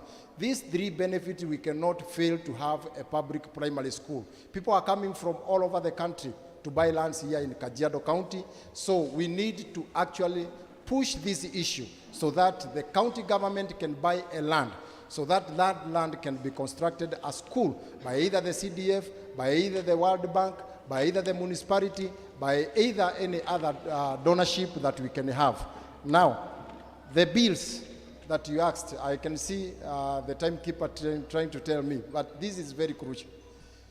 This is not an urban center as per se. When you go around Ongata Rongai, it is not an urban center. It is still under like a rural area. So, ukiangalia vile mijengo imejengwa na vile town inakaa, tunataka kusema ya kwamba the bill moja ambayo nitashughulikia ni kuhakikisha ya kwamba trading license ambayo watu wanalipishwa inarudishwa nyuma kwa single business permit. Single business permit inasema you can have multiple of businesses under one license, under one roof. Ili watu waache kunyanyaswa ya kwamba ukiwa na business yako alafu unaweka kitu ingine kando unalipishwa a different license. Asante sana. Asante Bwana Captain. A very final question kwa Daktari, Dr. Ogachi. You promised the citizens that you will offer us free counseling services. Free counseling services. You offered, you promised. Remember, we are writing. So, how exactly are you going to offer the free services? Do you have a budget for that, or how exactly will you do that? Thank you. Thank you very much for that question. There's something that I did not mention about the sources of funding on how I'm going to run my government as a member of the county assembly. Apart from the allocation from the county, I'm going to write proposals to source for funds which are going to help our youths. So through these funds, through organizations like the World Bank, I have knowledge on how to write these proposals, grant-winning proposals. So these are the funds that we are going to use to offer these services. We have also so many NGOs which are willing to sponsor projects for our youth, entrepreneurship, drug and substance abuse, and that is my focus, and that is the angle of thought that I will use in running my government. Also, donations and grants also from other institutions which I have identified, we can be able to do that without even the counter allocation. Thank you so much. Tuwapigie makofi kwa hiyo round of the questions. I think tumewaelewa vizuri. Swali kabla hatujafungua, we are about to come to you to ask a question that you may be having as a resident of Ongata Rongai ward and what you want them to promise you. And my colleague here, Kevin, who is the organizing secretary of Cora, will help me move the mic round. So just get ready as we get to that level. But before that, there was a mention of some money that appeared a lot to me from Dr. Ogachi, that every ward gets 30 million every financial year, meaning that in 5 years, you will have, how much? If you multiply that by 30, 150 million. So in your own opinion, since we became, since 2013, Ongata Rongai, meaning that we've gotten the first term, there was 150, the second term is 150 coming to an end, making 300 million. In your own opinion, do you think that money is well utilized and residents can say, yes, it has come to us, in your own opinion? Yes, Ogachi, before I go to the others. Without criticizing, but assuming you are the one who was controlling 30 million, 300 million in 10 years, what do you think we would have mentioned you for? One thing you can accredit the previous regime is for initiating so many projects which are unaccomplished. So they initiated, but they are unaccomplished. So in my opinion, yes, it means that not much has been done because we see very many unaccomplished projects. If I was given that amount, I think one of the things that is very clear that I would like to improve infrastructure within the ward.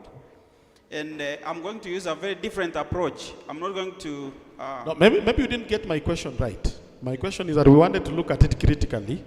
Assume you have been our MCA for the last 10 years. And this 300 million has been coming to you as a chair. Do you think we will be having a different Ongata Rongai ward from what we have now? Very different. Because we would not be talking about the problem of Fatima South Road, which has 2 bridges, one on the left side and the other on the right side. We would also not be talking about places within our ward which do not have security lights. And the work of the MCA also, feeder roads, they are very, very poorly done. Maraming at least every, like after every 2 years, that is when they put a Maram road. So if, in my opinion, that amount would have totally a different Ongata Rongai. Thank you. We will put you to account in case the residents decide to give you this position when you win. In the next 5 years, when you have such a debate, before that, we will ask you what you've done with 150, right? Yes. Mr. Robert Momanyi, what do you think 300 million would have done if you are the one controlling it for the last 10 years? 300 million for the last 10 years, if I had it, the first thing I could have done perhaps better is improving even this hall. It could be having its own system, like the one we have here, it could be here, doing the work we are doing rather than hiring it for this purpose. 2, I could have started an ICT center at the Polytechnic, which is across there. We have a Polytechnic national, it's not a national, it's a county polytechnic. I could have upgraded it to a better level so that they would train most of these youths so that they'll be absorbed there. The third thing I could have done is I'll be grading these roads every time. The feeder roads, I'll be doing the grading every 3 months. I'll be doing the grading and some maraming where they require the maraming. And the last thing I could have done, perhaps with the 300 million, as we are nearing the end, is identifying a project which can help both the youth and the elderly, like starting an ICT hub, where many of these youths will be absorbed in learning computer-related projects and also borrowing money to start their own startups. Thank you so much. Stephen Osero. I saw some clip of you today speaking in very fluent Kikuyu. Are you Kikuyu as well, which is good. Can you tell us, what will you do with 300 million, or what would you have done I think if we leaders are honest enough, that money can do a lot. And we have to do the priorities right. What the people of Orekasazi needs is not what is a priority for the people of Orekasazi is not a priority for the people of Razor Hill. If we get those priorities right, I think 10 million is good money for this mwananchi to feel it. So you feel like we are not feeling the money for now? The money has been used, but saa zingine hatuioni sana, wacha tu tuseme ukweli. Okay. Captain, what would you have done with that money? Definitely, that amount is too much for this place. Yes. I could have made this place a vibrant of activity. Number one, as you can see, just an example of where we are today. You can see this roofing, and you can see this open air roofing. Instead of allowing this water to go to waste, personally, I could have made an underground tank so that we can harvest all this water that is going to waste. And actually that is in my blueprint to make sure that this market does not have waste water anyhow. Because actually, in fact, the bill, water harvesting bill was first passed in the assembly of Kajiado. It was passed on the bill 2019 water harvesting bill. We were very lucky actually to have the first governor of this county. He was made the chairman of water harvesting in the whole country. And the bill was sponsored and passed in this assembly. So that is the reason as to why I'm saying I am going to make sure those bills that are beneficial and those bills are not beneficial, I'm going to make sure that we push them, we make them vibrant, so that every coin that was supposed to be done, every coin that was supposed to come to Ongata Rongai, we utilize it to the last coin. Thank you. Thank you so much, Captain. Before the round of question, we have an MCA, the candidate, who came in a bit late. And you may not have the privilege of going through all the questions that is coming in a few minutes. We'll allow you 2 minutes only to tell us about yourself, quickly, your name, what party you are standing with, if it's independent, what is your sign. And you can also use the 2 minutes to tell us where you come from. Are you a resident of this place? Do you know your chief? And what plan do you have for us? 2 minutes. Yes, thank you, Bwana Chair, Madam Chair. Distinguished guests, members present, honorable members, habari zenyu. Habari zenyu wote. Okay, nitaongea na Kiswahili. Kwa majina mimi naitwa David Ng'ang'a Kariuki. Watu wananiita Ng'ang'a Kakono. Mimi ni MCA candidate. Niko na chama ya PPK, People Parties of Kenya, People Servant. Mimi nimekuwa kwa king'ang'aniro mwaka wa 2013, 2017 na sasa bado sijaweka mpira chini. Na katika maisha yangu mimi ni mwanabiashara. Niliweza kusomea O levels Nyahuru Boys, nikaenda Egerton University nikasomea Human Resource Management. Nimefanya kazi mahali kadhaa, nimefanya Eveready paka Power Premium. Nimefanya kazi Group Africa of Amavuru Ndrera. Kutoka hapo nilikuja nikaanza biashara zangu za matatu sector, ambapo tumeenda to an extent tukatengeneza sako ya MCA sako, na bado mimi ni mtu wa biashara. Mimi hudiri na properties, na mimi ni mzaliwa hapa Ongata Rongai. So nimechelewa kidogo, ninaomba muniwie radhi. Nilikuwa nimepewa habari ya debate na nimesema hata kama nimechelewa, better late than never. Kuna mahali tulipata mgonjwa na tukaweza kumkimbiza, lakini baadaye amepelekwa Kenyatta Hospital. Nikasema naomba ni attend, hiyo kazi nyingine itakuwa ni ya daktari. So mimi niko tayari kuendelea na debate, niko tayari na maswali, na nimesema asanteni sana. 30 more seconds, tell us in your first 100 days, if we elect you, Mr. Ng'ang'a, as our MCA, what will you do for us in the first 100 days? for the 100 days, on the side of education, I cannot say about erecting a school in the CBD, which is a problem to our county ward. For the 100 days, myself, I would start with garbages, which is a big problem to our county ward, where we have some able youth who can correct the county garbages and to recycle the garbages. The garbages is where to be recycled, to be fertilizer for farming.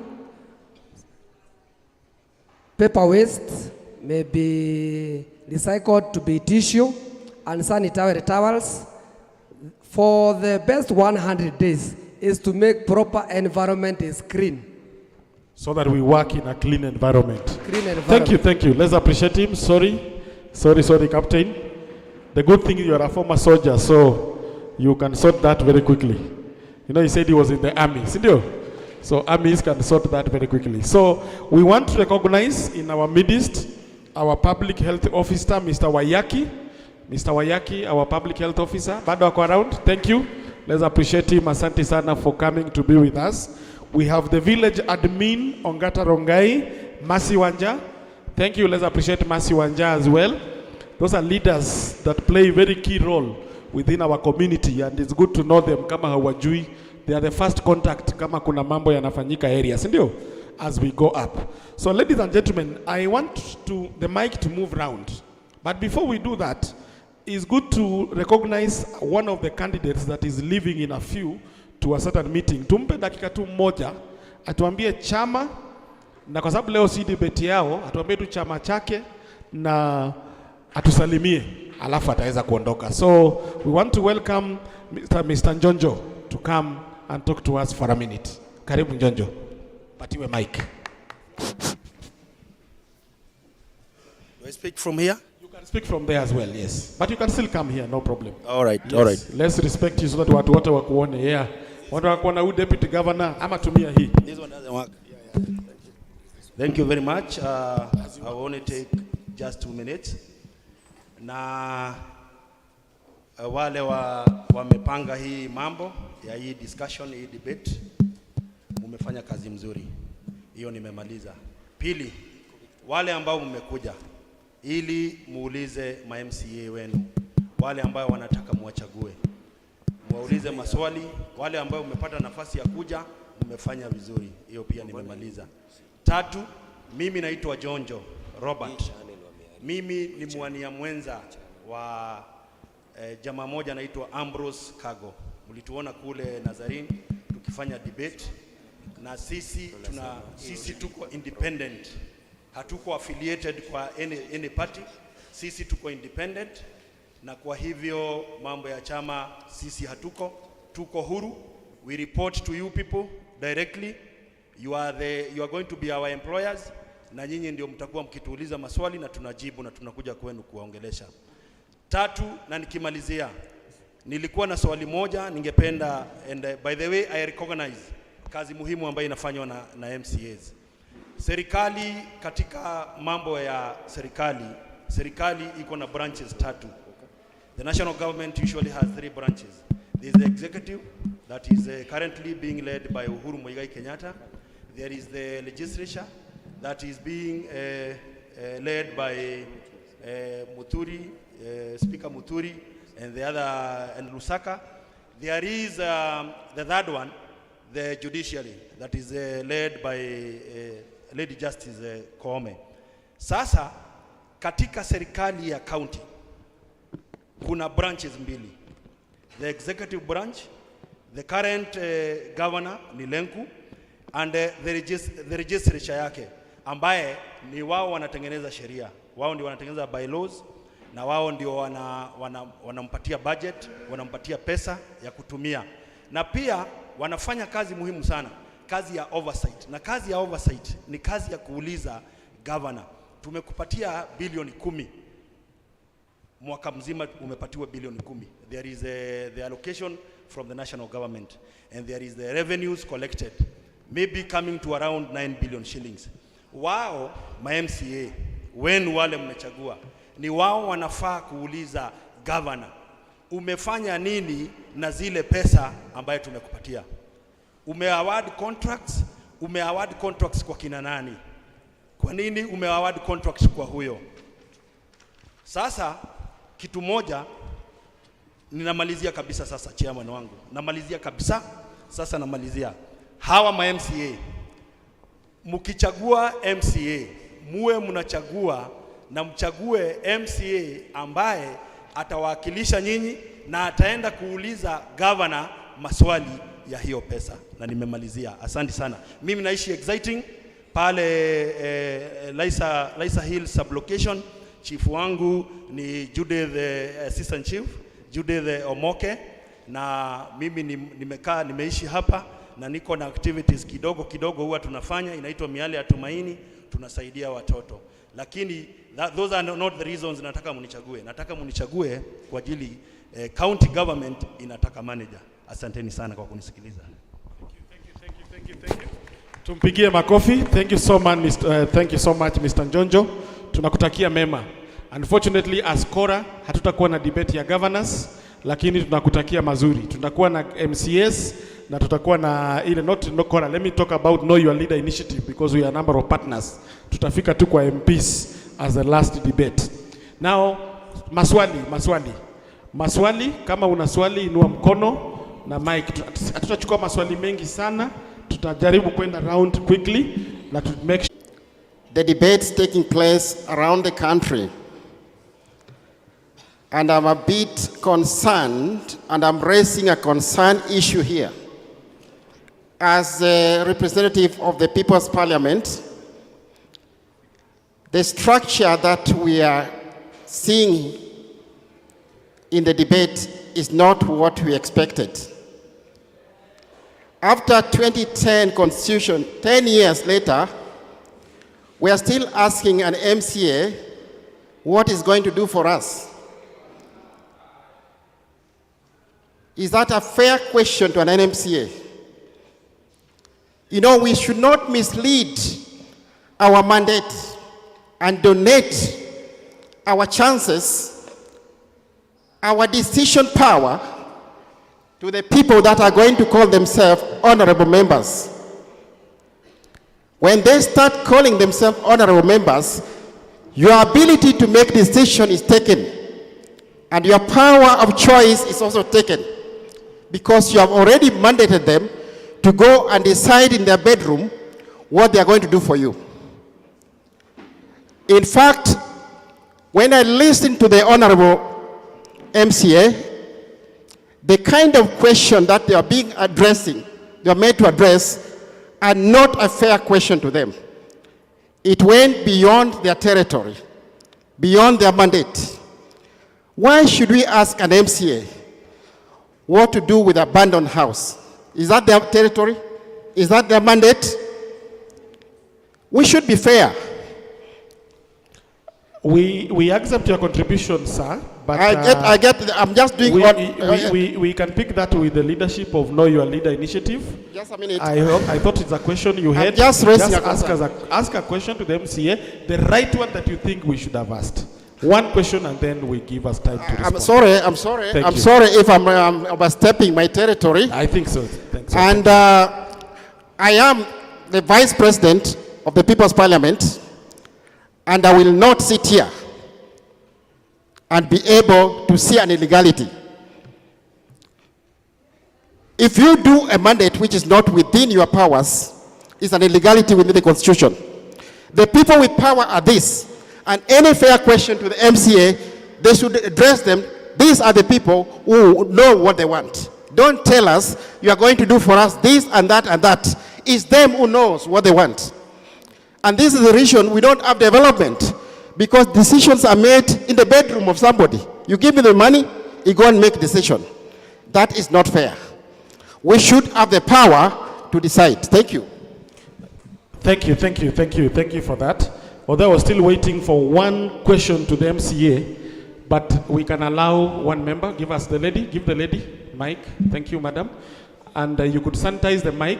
You could sanitize the mic. We are very cautious of the COVID season. And please, 1 minute for your question. Thank you. I will greet you all this evening. My name is Professor Lucy Njeri Mugwere. I am a member of Aspiring MP Kajiado North. And I was very interested in this debate because it's raising very pertinent issues. I'm very happy the organizers have thought about this. And I want to ask the MCAs, because for one, for me, I've never seen my MCA in the last 10 years. I live in Seronik Road. I have never seen him in 10 years. So I was very interested in seeing who are these candidates. Because I also have a vote, even though I'm aspiring for MP. I have a vote, and I have to vote for an MPA. My MP, I've never seen him in 10 years. I'm even so shocked that there's this money here we are talking about, 300 million, 10 years. We have tried, even as residents of my road there, to build the road by ourselves. We have changad, we have done harambes. Why? Because I've never seen the MCA. So I want to ask these honorable members here, because what they're doing is very important. What are their priority areas, and how they will tackle those priority areas? Because in my mind, there are certain things that are priorities. For example, the roads. These roads, sometimes it is just impossible, the feeder roads. Security. Rongai has been in the headlights several times. There's you hear Rongai is in the headlights. This woman was taken, Kandisi, she was taken to her house by thugs, surely. I'm also staying in a place where I'm always having to put on my alarm because of insecurity. No security lights. There are issues, water. How do you have pundas here walking in Rongai? Punda, this is a city. Punda ndio zitapelekea watu maji. It's a shame. I'm surprised that we have 300 million coming to the county and we cannot see it. And I hope our honorable members will do a different job, because there's a lot to be done in this city. Thank you so much, madam. Yeah. I can go on and on. But my question actually was, what are their priority areas? And how will they tackle those? How will they go about those priorities? That is the question I wanted to pick and amplify, because the rest was just an explanation. We will not allow all of you to respond to this, but let's have 3 more questions before you respond. Just write, and then we will be choosing who to respond to which one, as we give Mr. Malik time to introduce himself in a few. Somebody? Before I call you, don't come, because we have 2 people there that we want to call to answer the question. So, but since you are here already, please go straight to the question. No story. I will go 1 straight minute. to the question. Actually, 30 seconds. Yes. Habari zenyu. Kwa majina naitwa Eugene, ama najulikana kama Slasher. Mimi ni brother hapa. Our brother has gone. Brian, you should do civic education to some of our leaders. So you muna ignore, because that building is around your mandate. You live here, so you should tell us. I'll go quickly to questions, some reactions to some of the questions that you did. Alafu niulize tu swali mbili, alafu nikae chini. Kidogo tu Bwana Steve ameongelea about around 5 committees. Those are bursary committees, tribal committees, committee mingi sana umetaja. So how are you going to manage all these committees together with our my brother at the end, at the second end? You have talked about so many committees. So how are you going to handle these committees? Those are just reactions. And then about feeder roads, all this side, ukianzia pale Kingdom Hall, sijui Umoja Road, hizo feeder roads zote, how are you going to deal with it, because you did not give us a good direction? Another one about IGO. IGO amesema atatupatia counseling, but the way you are explaining is like a partnership. So you should also come clear to mwananchi and tell them that you are going to do partnership but not offering. And then now my question, I had a few questions. We are from Gai Murunya Ward. You have 10 seconds to ask that question. 10 seconds because of time. Yeah, Gai Murunya is not today. I'm asking this question for here. For here? Yes. But you have said Ngai Murunya. I just listen. Okay. We border Ongata Rongai. For the past tumekuwa tukisikia huko ni huko na huku ni huku. At some point my youth walikuwa na shida kidogo using the field and also here. I think Mose came in. Now as an MCA, Dan najua utajibu mbio mbio, but as an MCA, how are you going to manage the relationship between Ongata Rongai and Ngai Murunya ward? Because it's next to you. Number two, Dan talked about schools. None of the MCAs wamongelea hii mambo ya shule na mambo ya watoto. Because we have children. And in your manifesto, it is good to bring out. How are you going also to do something like Dan? Amesema kwamba anaenda kutafuta uwanja za kujenga shule.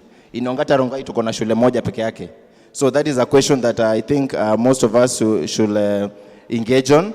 We have gender desk up there. Tuko na gender desk. Our brother amesema tusiwapeleke juu sana. But now these are children. You are an MCA.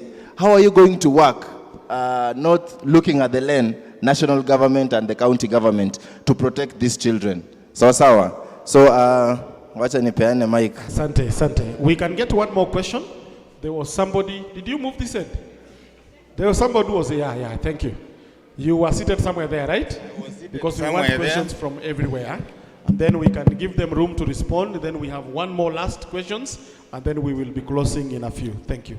Hello, good evening, members. Good evening, members of Ongata Rongai. My name is Eno Kukunyanyi. I come from Umoja Road within Ongata Rongai ward. I have one observation and one question, sir. The first observation is that the MCAs we have here are mostly independent MCAs, candidates. The MCAs from mainstream parties have actually ignored our call to come here and to be questioned. So kindly, we are not going to vote for anybody who is not with us just because he's in a party that is a mainstream party. They must come to us. If they don't, we won't deal with them. Two, is a question now. Among the members here, I've had a question forwarded to Mr.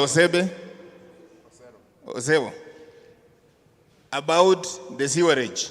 Actually, the answer he gave is about collection of waste by lorries and other vehicles. We are talking about the sewerage, how we will get out the waste from our septic tanks and the dirt that you are talking about. That is the question I want you to answer, or the rest of you to answer on how they are going to deal with it. Finally, being Umoja Road, I'm here on behalf of the Umoja Road members. Umoja Road has been ignored totally from the days of 2007 to date. Every time we elect an MCA, he promises, he doesn't deliver, and he becomes unavailable. I'm now requesting the MCAs who are here as candidates to tell me particularly, because I'll send that report to my members at Umoja Road, what plans they have for Umoja Road. What plans they have for Umoja Road on the first 5 years that they are going to be in office if elected. Thank you so much. And I like that question. It is taking our leaders to accountability. Thank you.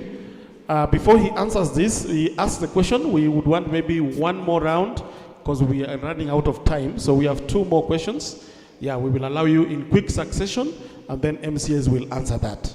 But should any other arise, we will handle it as we go about. Thank you. Kwanza kabisa ni kuwashukuru wale waliandaa mkutano wa siku ya leo, kikao ya leo, kanisa na waheshimiwa wetu ma MCA. Ukweli vile mumeongea kwamba hatuna maendeleo katika mji wetu wa wodi yetu ya Ongata Rongai. Na ni kwa sababu tunachagua viongozi wale ambao wanaingia kwa kutumia ile jina ya kujaribu. Si ati viongozi wanaingia kwenda kutufanyia kazi. Wako kwa kujaribu kwa sababu hawajaenda ile process ya leadership. Ukweli vile mumeongea, hakuna maji, hakuna barabara, hakuna yale yote ambayo mumeongea, lakini mimi nataka kuwaambia hivi, asanti sana, mmekuwa kiriadi kutoka IPC, lakini wananchi wa Ongata Rongai watachagua mmoja wenu kuwa MCA wetu. Ya mwisho ile ambayo nataka kuongea ni kwamba hakuna njia tunaweza kuongea. Last round tukazumuza debate juu ya sida ya Rongai. Ile tuliongea ile wakati na leo ndio naona tunaongea hapa. Nimesikia wengine wamesema wao ni wasomi kutoka nchi za ng'ambo. Wengine wamesema, lakini jiulize, kwa hiyo masomo yako nani umebadilisha maisha yake? Jiulize hiyo maswali, katika hiyo masomo yako pale mahali unakaa nani umebadilisha maisha yake? Asante sana. Thank you. Let's appreciate him. Thank you so much. We can have one more question. The two, I will reserve them to the last end. Point Just of keep concern. them. Yes. Point of concern. Yes. Kwa majina naitwa Anton Point Kama. of concern. What is the point of concern? Because we will give you an opportunity to answer the questions. Point of concern. Yes. He is a de facto PA to a candidate, and he is the chief advisor to a candidate, and he cannot advise that candidate to come to this debate, and he is coming to ask us questions. He should ask that candidate. So please, that is taken you are not over. going to answer him. That is taken over. Okay, thank you. Thank you for point of concern. And yes, we shall be introducing about mainstream parties. I don't want to say mainstream parties or small parties or independent. We don't mind. This one. We have You are a not going to candidate. respond to him. Yes? Is he a candidate? He's a de facto PA to a candidate. Okay. Whose candidate is not here? He should not. We are not going to answer to him. Where is We your are not going candidate? to listen to him. I'm not having a candidate. I'm not employed by that candidate. That is why he is. Let me ask the question. Okay, ask question. Let's just ask. Pole kwa captain. Asante captain. Kwanza mimi naitwa Anton Kamau. You have 1.5 minutes here. Mimi ni chairman wa hii soko. Kwa hivyo nikisemekana niko candidate wa mtu, mimi ama advisor wa mtu, mimi ni chairman. Na niko hapa concern kwa sababu niko hapa kwa haki. Jambo la kwanza kile nauliza, tusisurubishe ma MCA ati wamepatio 300 millions. Tujue ya kwamba kazi ya MCA ni kuangalia na kupeleka watu wa Ongata Rongai, aseme ya kwamba ninasimamia watu wa Ongata Rongai kule kwa assembly. Ingine no oversight. Kuangalia miradi ambaye governor mwenyewe ana implement. Kwa hivyo na kutengeneza sheria. Hiyo ndio kazi ya MCA.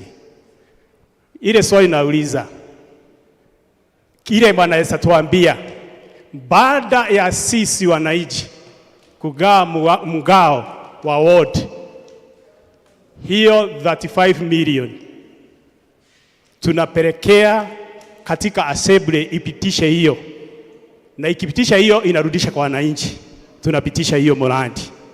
Ile swali niko hapa baada ya governor, kwa sababu governor ndio ana implement hiyo mambo ya feeder road, mambo ya maji, mambo ya ile yote wamesema, watamwangalia namna gani? Kwa sababu hao wenyewe ndio wanatumika kutumia pesa yetu na njia isiyofaa. Wataangalia governor namna gani? Kwa hivyo I wish wale watu wako hapa sidhani ya kwamba waache uoga. I think that was a good question. And as a moderator, even before I listen to my guidance here, is that tumeelezwa vizuri na governor, deputy governor kabla atoke, si ndio? Na alitupa usia kwamba as we are electing an MCA, we should know he is also somebody who advises who? The governor. So you should have somebody you know can advise the governor in your interest. Is that okay? And that's why they are here. So that question is very valid. Whether you are somebody's candidate or not, I think it's a good question. Yeah, and we appreciate it as the people of Know Your Leader initiative. And thanks for bringing that. And I think he is a citizen of this ward, and also has a right to ask a question. I think that one, as the MC, I will say that. So we have 2 more questions, and then we will come back to you. And then we have one question with the village admin. which we shall reserve until they answer all the questions. Is that right? Very good. So the other person, you can just come and stand here as well. Then we will finish on that level. Thank you. Okay. I'm Dennis Levi Odhiambo, a resident of Ongata, Rongai. My question goes to these MCS candidates. What are your plans for youths? That is my first question. Second question, I've heard you talking about putting security lights and all the rest. What if you've put those security lights and still kuna vijana wanapiga watu ngeta? Mumeweka mikakati gani kupunguza au wakora wanapiga watu ngeta huku mtaani? Asante sana. Thank you so much. There was one more question. You are the one, eh? Thank you. Thank you so much. My name is Simon Nyakoe, the speaker Kajiado Bunge la Mwananchi. Na nimefurahi sana for the organizers, and thank you so much. My deputy vice chair ameongea hapa, but vile ameaddress issues haijanifurahisha because this is a debate, and we should also say congratulations for the organizers and conveners. So, congratulations. My question is to our incoming member of county assembly. What are your plans to deal with corruption which emanates from your offices if you are elected as the MCA of Ongata Rongai Ward? Two, my question goes directly to the Mheshimiwa Oigo.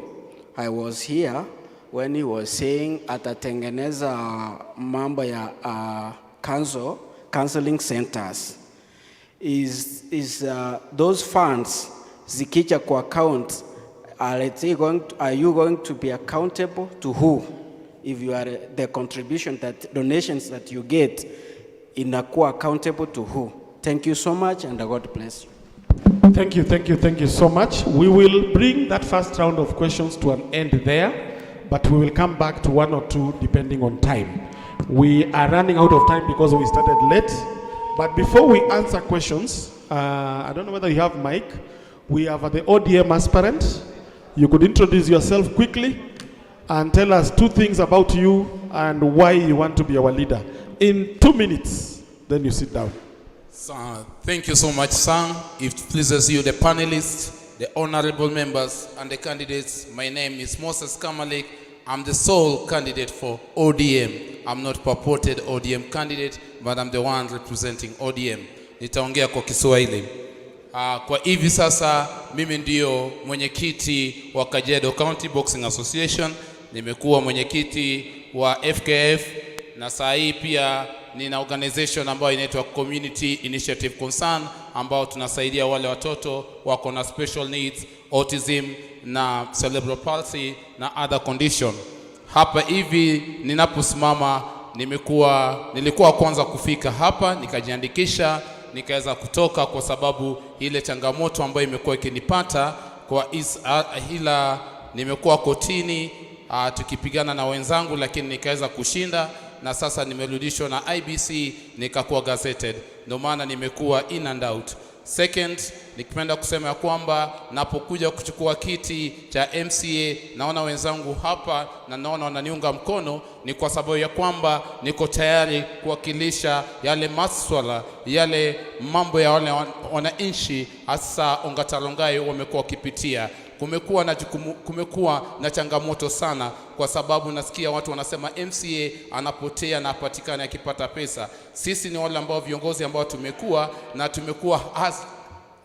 tayari kufanyia kazi, na kufanyia kazi sio ila tu kufanya kazi, tuko na uzoefu. Kama mimi tayari nimeweza kuwa nikitafuta funding from different organization ili kuweza kusaidia vijana wetu hapo Ongata Rongai. Nimekuwa pia nikiweza kuhakikisha kwamba kuna mikakati ambayo zinaendelea. Pale Polytechnic ya Ole Kasasi nilihakikisha kwamba nilikuwa ule mmoja ambao walispearhead ikajengwa. Hii hall ambayo mmeketi hapa, mimi ndio niliandika manifesto ya ule aliyekuwa MCA ambayo yuko saa hii ndio ikajengwa. inalengwa. So kwa hayo kuna mengi tawaelezea kesho nitapokuwa na launch ile manifesto yangu. Mwenyezi Mungu awabariki. Thank you Malik. Thanks for coming. I can actually say alifika wa kwanza akajiandikisha na akasema ninakimbia kumaliza mambo ya ABC kabla siku ishe na nitarudi. Kwa hivyo tumpigie makofi kwa kufika. So thank you so much. So tumesikia maswali ambayo wananchi wameuliza. You may not have an opportunity to answer all of you, all the questions, but when I give you the mic, out of those questions, pick what you think is important to your heart and you want to respond to it. Can I say one that you think will convince somebody who is undecided like me that you deserve my vote? Sawa sawa. Let me start with Daktari. You want to say something? Pick one or two questions and answer them. The first question. 2 minutes. You have 2 minutes. The first question which was asked regarding Umoja Road. I know the problem which is at Umoja Road. The width of the road is actually 3 meters. Most of the, the people have built on the road reserve, and that is one of the problem. Number 2 is disposal of sewage to the road. So once I will be elected, I'm going to ensure that that road has curb rows. I was meant to understand that there is a case which is going on in court regarding those people who have built on the road reserve. So once that is sorted, then I'll be able to ensure that I put curb rows on that road. Another question which was asked is regarding accountability of funds, which will be in case I get funds for these counseling programs for the youth. And I want to assure Nyakoe that any organization which is funding any project, there are TORS which guide that program. So those funds will be monitored by the funder, so there is no cause for harm that those funds will be used for other purposes. And lastly is regarding the question which was asked by my brother regarding the plans for the youth. And one of the things that I had mentioned is active participation of the youth in activities which will be, for instance, like entrepreneurial skills, which will be a training for our youth.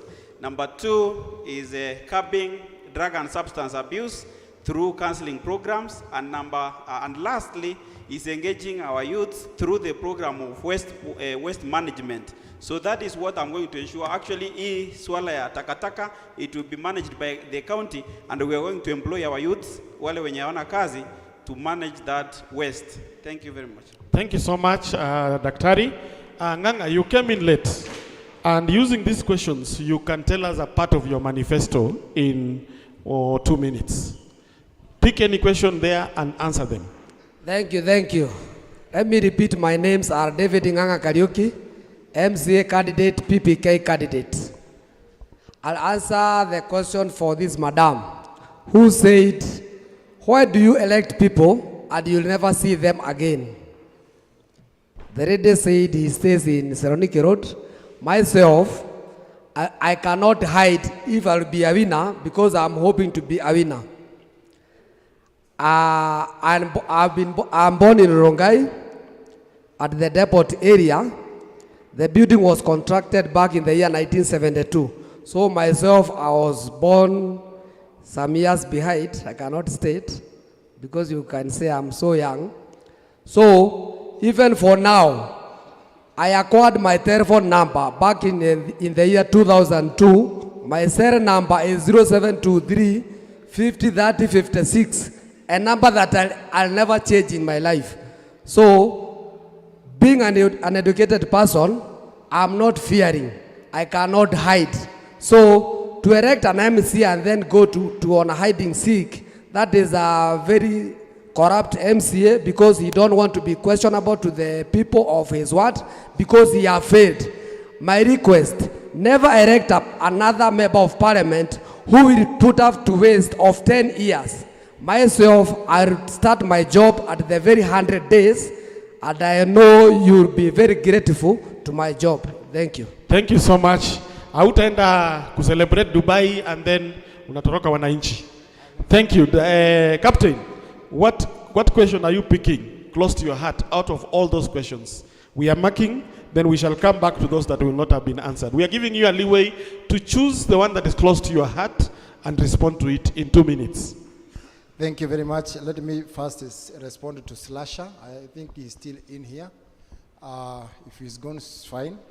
Slasher was asking how I'm going to manage the borders in between Ongata Rongai and Ngai Murunya. I want to say the only transactions that we have between Ongata Rongai and Ngai Murunya, it is because we border the businesses. The businesses in Ongata Rongai, some of them reside in Ongata Rongai and do businesses in Ngai Murunya, and some of them do businesses in Ngai Murunya and reside in Ongata. So I am going to make sure that the licensing of this area, it is looked unto, so that those who are interior there, they are not going to be charged as those people who are actually along the road. Because sometimes you might find somebody with having a hardware, paying 18,000 as a license. And then somebody who is interior there where there is no road is paying the same. And these people do not even consider the kind of the situation is there. I also want to help Dr. Oigo with what Honorable Speaker said. And he was asking, thank you, he was asking he was asking about the committees and the so many committees. No, he said about the fundings, yes. What I'm saying, there is no amount from the county government. There is no amount from the county government which is not subject to public participation. We give priority from the public participation. Lastly, I want to speak about Umoja Road. Umoja Road, I'm going to engage the county lands ministry so that the county survey atakuja na atusaidie kupima hiyo barabara katika ile measurement ambayo inastahili, ili ya kwamba hata kwa sababu hakuna vile ambavyo tunaweza chimba hata mtaro katika hiyo barabara, maji imepita kwa hiyo mtaro, na hivyo basi ninasema nita engage the county survey ili aweze kupima hiyo barabara, kwa sababu wengi hata hawajajenga manyumba, ni ukuta ziko kwa barabara, so that if it is on the road, if they have encroached the road, we shall go to demolish those walls if need be. Thank you. Thank you so much, Captain. Stephen, tueleze maswali gani ambayo unaangalia maswala muhimu kwako hapo. And as they pick these questions, Madam who asked about priorities, you can see different priorities as they are coming out. Sindio? Very good. Stephen? Okay. There's one gentleman who asked, how are we going to manage these committees? I think the role of an MCA is oversight, registration, and representation. Then I may ask, how are we going to represent people if we are not going to work with these people? We are going to work as partners. So these committees, we are going to manage them because otherwise it is their services we are giving. Tutawajumuisha na watafanya kazi na sisi kwa sababu pia wanataka service. Na hiyo ni role moja ambayo hiyo tunaita representation. Haya, hii barabara ya Umoja Road, we know Umoja Road iko na challenges zake. That road is too narrow. Unless he expanded to, I think, 9 feet, ndio inaweza tengenezeka, because pale mwanzo Umoja Road is too narrow. Hata mtu ukipatiwa kazi pale, kwa sababu pia hata mimi ni contractor nimewahi fanya hiyo kazi, ni vigumu sana kuweka hiyo barabara hii mitaro ya kupitisha maji na ibaki sehemu hata ya gari kupita. So lazima wale watu wako pale ambao wako kwa barabara itabidi waondoke ama wanunue barabara ingine alternative kama wataki nyumba zao ziwekwe chini. So that issue of Umoja Road naijua na tutaishughulikia. Mambo ingine hapa ni youth. Tunajua vile nilisema kazi, employment si nyingi sana, lakini tutaempower hata zile kazi ndogo ndogo ambao vijana wetu wanafanya, tuzi expand so that hata wao wa employ mayouth zingine wengine kwa hizo kazi zao. Pia tunaweza watafutia hata kazi nje. Kuna kazi Gatal. Tukiguide hawa vijana vizuri, wengine wataenda kufanya kazi Gatar, na kazi ni kazi kwa sababu mwisho wake watapata mshahara. Asanteni. Thank you Stephen. Kamaliki, you came in late. Using those questions, we can give you 2 minutes to respond to any. Let's go with, first of all, that is Robert. Yes, Robert, you can go, then he will finish. Okay. So, nitachagua question moja ya security. Yes. Ameuliza kuhusu street lights. I'm the pioneer of street lights. I told you in Ongata Rongai, We started the street race pioneer project at Acacia Estate, and currently they are running effectively 12 hours per night, and the project was done by Kenya Power as a pilot project. It's supposed to be run all over the areas, all the streets in Ongata Rongai, from Masai Lodge to Fatima East. So it will be implemented in that area, and I will follow it up through assistance. They are paid by, the meters are paid by the county government. So I'll follow it up, that one. The next one I'll talk about is youth plans. Somebody has asked about the youth plans. The youth plans, I told you, the first thing we'll do is to deal with, to start a hub center where we'll train them on ICT and other areas on technical training, what we call TVETs. We have several TVETs in the area. One of them is at Olekasasi, which is actually idle. It's there, but there are no youths there. There is another one, I think, on this other side of, to be done on this side of Umoja Road. So Umoja Road, perhaps I should say something about it. 1 minute, I can see there. Umoja Road and another feeder road. There is fiscal planning. They have a plan for each and every road. There is no road which is less than 3 meters. Most of those roads were bigger, but people have encroached on them. So I'll engage the fiscal planning to come up with the original maps, and the roads will be opened according to the original maps. We also engage the owners of those roads. So far, I think Mocha Road is something to do with 7 feet or 7 meters, as I'm told. So that one is in court and it will be handled. I don't think I have a capacity to do that. Thank you so much. Kamaliki, you have 2 minutes to asante sana. Chagua maswali mawili peke yake na uyajibu. Ningependa kusema ni asante kumkosoa ndugu yangu hapa Osero. Hatuwezi peleka vijana wetu Qatar, na ila tuna uwezo wa kuandikisha, tumuandikisha hapa kazi.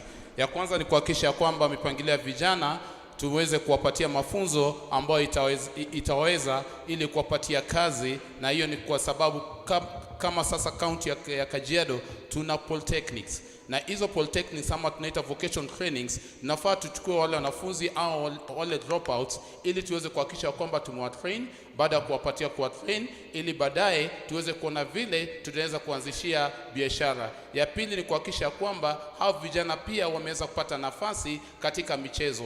Currently, kama chairman wa boxing Kajiado County, kuna vijana 3 ambao tunapeleka tunapeleka Egypt. So tutatumia kama michezo ili tuhakikishe kwamba vijana wetu wamepata kuweza kupata nafasi ya kujikimu kimaisha. Ya kitu kingine ambao nafaa tuangalie hasa ni mambo ya sewer system, maji taka. Ukiangalia saizi Rongai, watu wengi wanapata kuwa na cholera, kunakuwa na hizo maugonjwa ambao zinakuwa ni shida kwetu.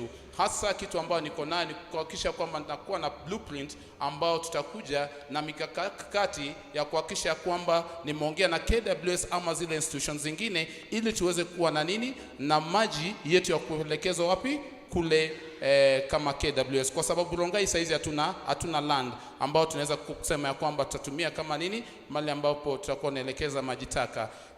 Ya tatu ni mambo ya insecurity. Tayari tumesikia mama fulani alishikwa hapo chini karibu na Kandisi akanyanyaswa. Ningeomba sana, kwa sababu kuna nyumba 10 na nyumba 10 tungependa kuhakikisha kwamba kama MCA ambao sisi tunafanya lobby, tunahakikisha kwamba tunafanya representation na tunakuwa na legislation. Tunataka kuhakikisha kwamba zile nyumba 10 wamepatiwa nafasi, wamepatiwa kipaumbele, ila kupatiwa senti kidogo kama allowances ambao zitakuwa zinawasaidia ili kufanyisha kuhakikisha kwamba kuna usalama. Asante, kwa sababu ya muda nitakusimamisha hapo. Tuwapigie makofi, tumewasikiza, si ndio? Najua tumeanza kupata mwelekeo na kuanza kuona ni nani ambaye anafaa kuchaguliwa, si ndio?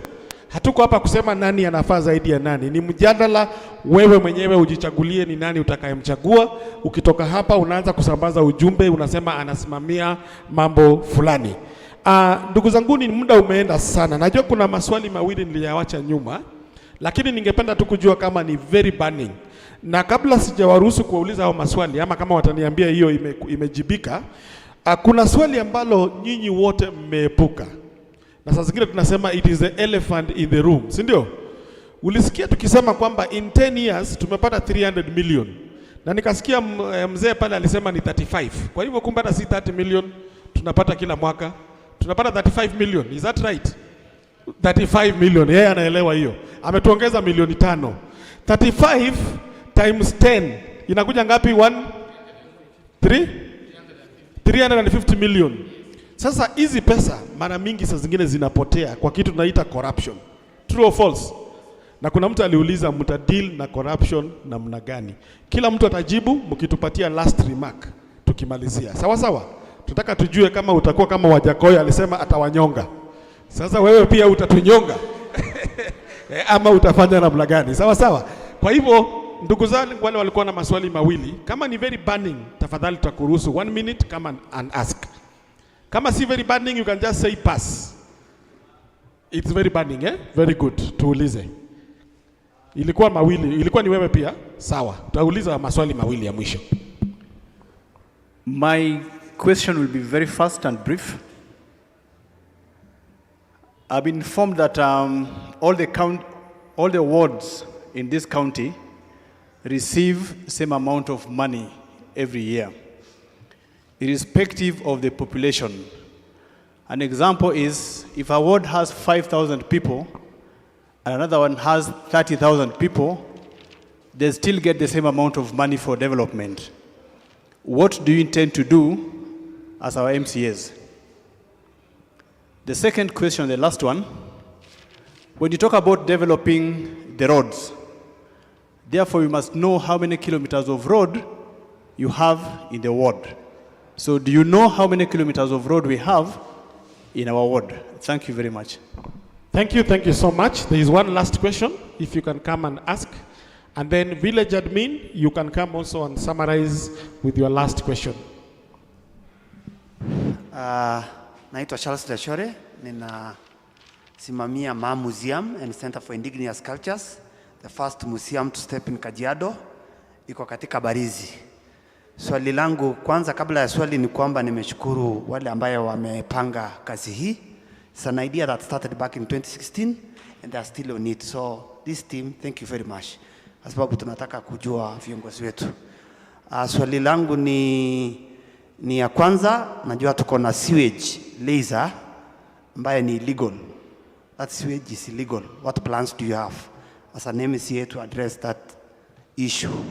Number 2, what plans do you have for recreation centers, museums, you know, where the people of Rongai and Muronya can stay, where they can go and rest?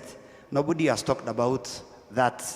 So just tell us what plans you have. Asanteni sana na bariki. Thank you. Village admin, I think you had something to ask. The last question in a minute. You are very important, so we will allow you to ask. Kindly allow that be the last question because of time. And we would like to close on time. Habari yenu? Habari yenu wote? Yangu si swali, lakini ningependa kusema ni asante sana kwa sababu ya vile mmepanga hii mjadala ya leo. Kwa majina naitwa Masi Wanja na mimi ndio village admin hii pande ya Ongata Rongai. Kwa hivyo kwa wale hawanijui mimi ndio village admin na nimetumwa hata na ward administrator wetu ambaye anaitwa Samuel Mushiri, hakuweza kufika. Kwa hivyo nikiwa hapa nimewakilisha sawa sawa. Jambo langu ni kusema ya kwamba hii mambo yote ambayo iko hapa iko kwa docket yetu ambaye ni mambo ya public participation. Tunaona sisi tunashinda tukisema ya kwamba hawajafanya. Lakini swali langu ni je, nyinyi kama wananchi are you involved in public participation? Mr. Brian hapa amesema the constitution inasema ya kwamba power belongs to the people. Tumeambiwa kila mwaka kuko na ile pesa ambayo inakuja kwa ward. Lakini ninataka kuambia kwamba kama kuja kwa public participation useme ya kwamba mnataka barabara A, hiyo Umoja Road. Kuna mtu alisema Umoja Road itengenezwe, kama kuja hapa hakuna vile hiyo barabara itatengenezwa. Kwa hivyo ni wajibu wetu na jukumu letu kama wananchi kukuja kwa public participation. Mnajua ni pesa kiwango ipi na pia nyinyi mseme mnataka hiyo pesa itumike namna gani. Si sawa sawa? Na ya pili, mkuwe na committees, hiyo oversight, hata watu wanajitumia kwamba kama kuna 2 milioni imetengwa kwa hii barabara, nyinyi kama wananchi, je, mnajitolea kuangalia ya kwamba ile pesa inatumika kwa njia ambayo inayofaa? Wakati kama wa leo, the organizers walikuja na wakatangaza ya kwamba kuna public participation because this is one of them, si ndio? Na tukaambiwa kuna waheshimiwa tukuje tuwa interrogate, but how many came? Lakini wakati tutachagua wale viongozi ambao si bora, tunanungunika tena kwa miaka 5. Kwa hivyo yangu ni kuwahimiza nyinyi, muende muambie majirani wetu, muambie kila mtu wakati kuna mambo ya public participation. That is very key, kwa sababu wakati huo ndio tunachagua kiongozi ambaye atatuongoza either vizuri ama vibaya kwa miaka 5. Asanteni sana. Thank you, thank you, thank you. In quick succession, because we want to finish, I will choose few of you to answer this. And the first question I will want Robert to answer. Robert, MCA ward allocations. Tunapata the same amount regardless of the population. What do you intend to do to ensure that there is equitable resource from the county level or the national level to the wards? Asante sana mwenyekiti. Kwa hiyo nita propose kwa county assembly tupitishe 1 man 1 vote. Hiyo ndio itasaidia kama watu wako hii county ya Rongai saizi tuko 44,565 approximate population na ingine iko na 30,000 ama 10,000 people. Tungetaka kama hii ni 45,000 ikuwe divided proportionally according to the number of people and residents in that area. That will help that problem ya distribution of funds, so that funds kama Rongai iko na watu wengi ipewe more funds for resources, na kama zingine zote hivyo. Hiyo ndio kitu ningepropose kwa county assembly kama ningekuwa na wakati na nikipatiwa nafasi ya kwenda huko. Kamalik, would you do something different or you agree with him? Asante sana, anakubaliana na yeye, lakini hasa lazima tuangalie Ongata Rongai ward. Kitu ya kwanza tukipatiwa ile 35 million ama ukikuja na zile bills sama miswado katika kupeleka pale Kajiado, sisi tuko wachache. Hata ukienda kulobi itakuwa ni ngumu. The only thing that I can do as the MCA for this area is to look for more donors to come on board na niweze kukuwa na private partner, yani niweze kuwa na partnership with other institutions. Kama ni kura niongee nao, kama barabara, kama ni watu kama ni Kena, kama ni nani, naweza kutafuta at least kama ile mambo ya CSR, na waambia tafadhali mkuje mnifanyie kitu ABCD, ni ili niweze kufanya nini, niweze kuzuia ile kitu ambayo iko. Kwa sababu tukisema saa hii utakuja na miswada, utakuja nao kweli, tuseme ya kwamba mnataka 50 million, population yenu iko juu, lakini kusema kweli kule itapitishwa kweli, itakuwa ni ngumu. Lakini kama sasa kama MCA itakuwa ni jukumu langu ama itakuwa ni jawabu yangu, ili niweze kutafuta wale wafadhili ama nitafute institutions ambao tutasaidiana nao ili tuweze kuinua nini Ongata Rongai. Asante. Nitaruka hili swali ya sewerage kwa sababu tumeongea mambo ya sewer sana na wengi wametuambia mambo yao, mipango yao ya sewerage, si ndio? Kwa hivyo ule aliuliza sewerage, the last one, allow me to jump that. Recreational centers. Na hii ningependa kuuliza Osero. Recreational centers. Una mpango gani kuhakikisha vijana wako ama hata wananchi wako na recreational centers around this Ongata Rongai ward? I don't know whether a library is a recreational center? Yeah, something like that kwa mfano, yes. Mwanzo ningependa kushukuru county government kwa sababu tayari imetujengea hii moja. Naona vijana wanakujaga hapa wa boxing na wanafanya shughuli zingine hapa. Pia hata huko Orekasazi nimeona siku hizi wamejengewa basketball court ambao ni jambo mzuri. So tutaongeza hata na zingine kwa sababu population inaendelea kuongezeka. So nikiwa pale mambo ya recreation, vijana lazima tunacha the talents. Na wazee? Wazee nao hata wanaweza letewa hata gym huku wakujage kufanya hiyo kazi, na jogging tracks pia zinaweza fanya. What I've seen in the developed world for wazee, for example, is garden, something like a Uhuru garden around where people can just rest, get fresh air, read the newspaper and walk home, yes, back home. I think you have a plan or something like that? I think for Ongata Rongai ward, yes, hatuna nafasi nyingi, lakini ile iko maybe pale ngambo kwa kiwanja ya Olekasasi pale, something like that can be done there. Captain, yeah, thank you for that. Captain, what can you say about that, recreational centers? Wewe ni mtu wa vijana. Yes, in fact, naweza sema ya kwamba mimi nimefanya hata zaidi kwa sababu recently 2 months ago nilishikana na vijana ambao nilikuwa nikianza kuombaomba kura zangu, na wakati ambapo tuliongea tukaanza an organization ambayo iko na vijana 30. The 30 youths every single day wanatoa 20 shillings. In the first 1 month walikuwa wame contribute towards themselves 14,400. What we did with the money, we bought our own mower ambao hiyo lawnmower inasaidia hata hao vijana kwenda kukatia watu nyasi, na hao vijana sasa hawako idle. So what I'm planning ni kuhakikisha kwamba the same thing I started a band ya vijana wangu ambao ni zaidi ya 30 na wengi wameajiriwa. Some of them I can even identify them when I go to the forces. Ninaweza kuidentify vijana ambao wanacheza band, wawili wako presidential band na wawili wako katika army na wawili wako katika prisons na mmoja wako katika administration police band. Kwa hivyo ninaweza kusema ya kwamba I am doing something at least to make sure the youths are not idle. Katika wazee seriously hakuna mtu ambaye huwa anaongelelea wazee, lakini if we could be having a recreation center ama mahali ambapo watu wanaweza kwenda kupumuzika, na kwa sababu hakuna mashamba katika Ongata Rongai, tungelitaka kuhakikisha ya kwamba at least katika Ongata Rongai, kwa sababu hatuna hata bus park yenyewe, hata bus park hatuna, tungelitaka tuhakikishe ya kwamba at least the county government, kwa sababu kuna idle lands ambazo ziko pande ya Rekasasi ambazo hazijafanywa kazi yoyote, zile ambazo zimetengewa katika kutengeneza maofisi za county, tunaweza kuzitumia, kwa sababu saa hizi county government itself hapa Ongata Rongai inakomboa na pale kuna kiwanja. So tutahakikisha kwamba county government offices zinatengenezwa na zile idle lands ambazo ni za county zinatengenezwa, ili kwamba mkiangalia hata hapa katika kiingilio cha town mnaweza kuona ya kwamba tumejaribu kutengeneza ka garden. Personally mimi nilichukua initiative ya kuhakikisha kwamba inafiekwa, hata kesho itafiekwa na lawn mower ya hao vijana, and I'm going to pay them. Asante sana. The last question came to us while we are seated here and is also very important, and I would like Daktari to be the first one to go. Daktari, mambo ya bus park hapa Rongai. Bus park.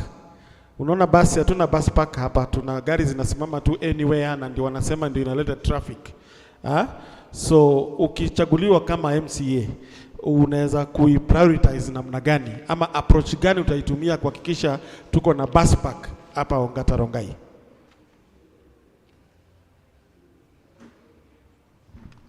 Thank you very much.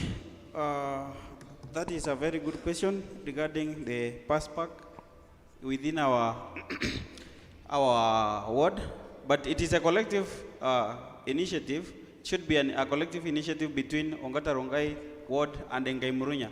So that is one of the area of legislation that I'm going to push through the county assembly to ensure that we have a place where we can be able to park the buses. And we know the problem is because of the market, which is just at Kware.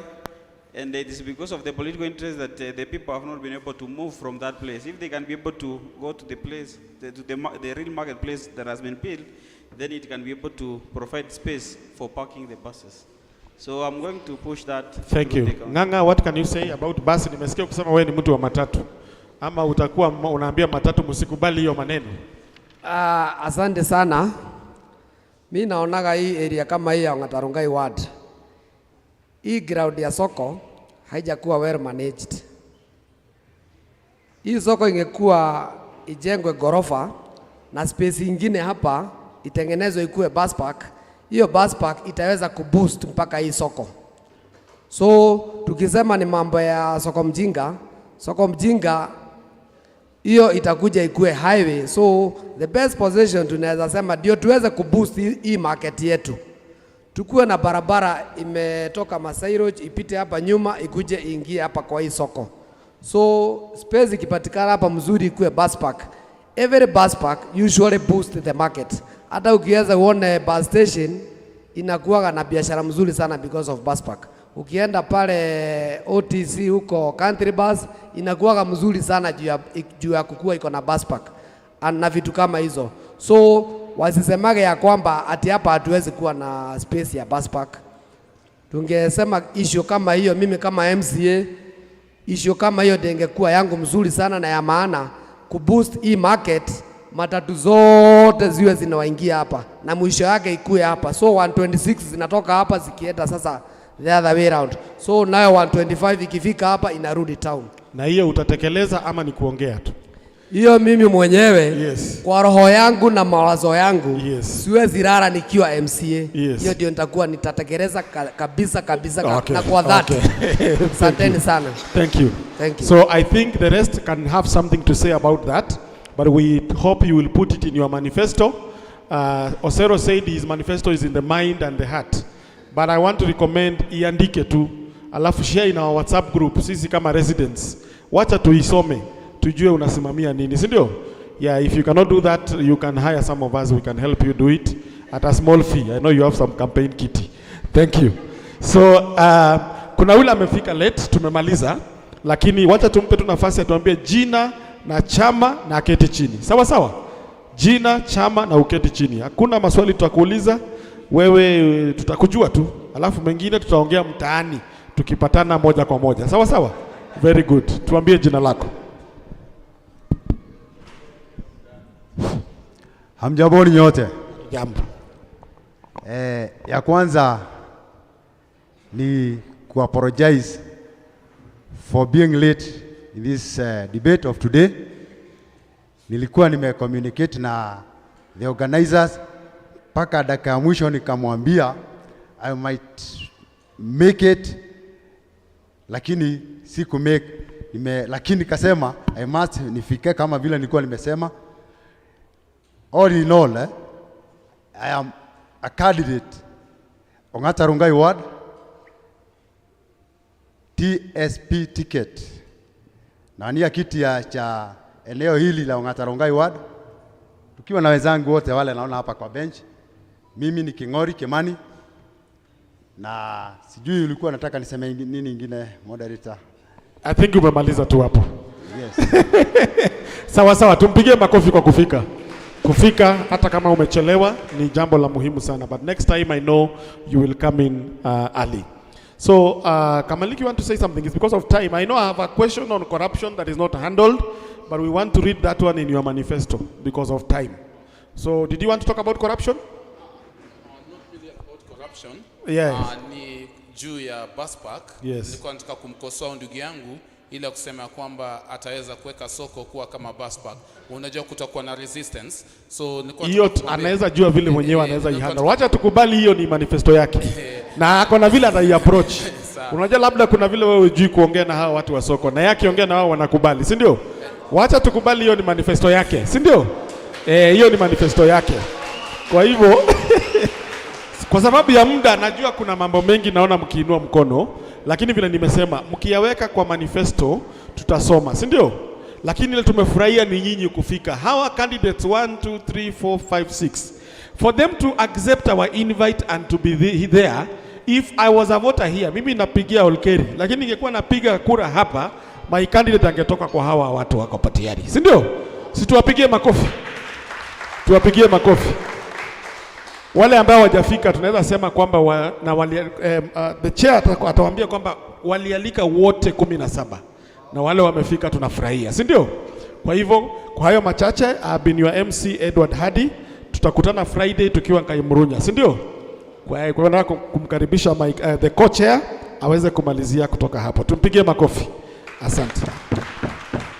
Asante sana. Asante sana bwana MC. You've done a good job, you've done us proud. Asanteni sana. Ningependa kumwalika my co-chair ndio aweze kutufungia mkutano. But kabla nifanye hivyo, number 1, ningependa appreciate all the candidates. Tafadhali tuwapigie makono tafadhali. Thank you very much. We really appreciate and we really honor you for taking time to come and listen to us as citizens of Ongata Rongai. Pia ningependa kusema ya kwamba sisi on behalf of the organizers, sisi kama organizers, we are residents of this place. We are not government. We know one of us said that, hawa sio citizens wenye wamepanga. Ningependa kusema ya kwamba I've been living here in Ongata Rongai for the last probably almost 15 years. Kwa hivyo, I am actually a resident, and with all due respect, being a resident, it's okay for me to organize this.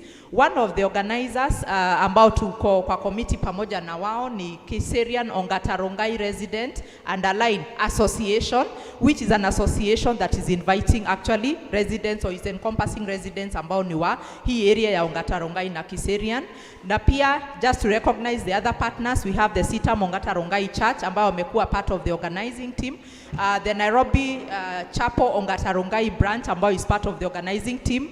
The organization that I have been working for the last very many years. Tumefanya kazi sana kwa community hapa, and we have interacted with, I think, almost many of these waheshimiwa, again, citizens around here. We also have the End Poverty with Justice Initiative ambayo ni CSO ambayo inafanya kazi na citizens wa hii area, including Ongata Rongai ward.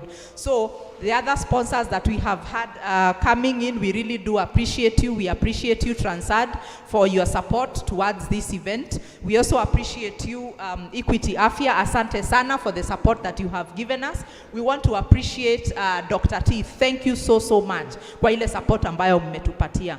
Now, as organizers of this event, we have done our part. We are citizens like you. We created the platform for you, ndio tuweze kujua wale ambao wanawania viti zetu. Just for confirmation, speaking as the co-chair within this committee, we actually invited all the participants. Wengi wali confirm, but we are grateful that this team wameweza kutujoin. So asanteni sana. I would like to invite my co-chair, Madam Liza. Tumpigie makofi tafadhali.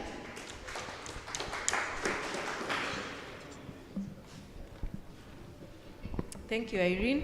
Hamjambo tena. I think my job, sorry, I'm about to fall down. Sorry, hamjambo. Hata mimi ningetaka kusisitiza, mimi ni mkaazi wa hapa tangu 2006. Kwa hivyo, some of these issues we are presenting tumezi experience, and that's why we have created this platform so that we can interrogate and know our leader. So mine was to give a vote of thanks, and I think Irene has already acknowledged our sponsor, so in the interest of time, I will not repeat. I would just like to give us a bit of housekeeping that all our debates will be streamed live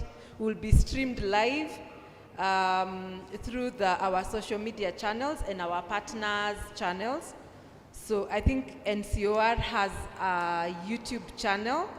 Tafadhali, and I'm saying this ndio mwende mwambie majirani kwenye watafuata debate wenye hawataweza kuwa wametoka makazini. Tafadhali, kila mtu siku hizi ako na smartphone, afuate hapo ndio aweze kusikia naye mwenye anataka kumteua ako na yapi ya kusema.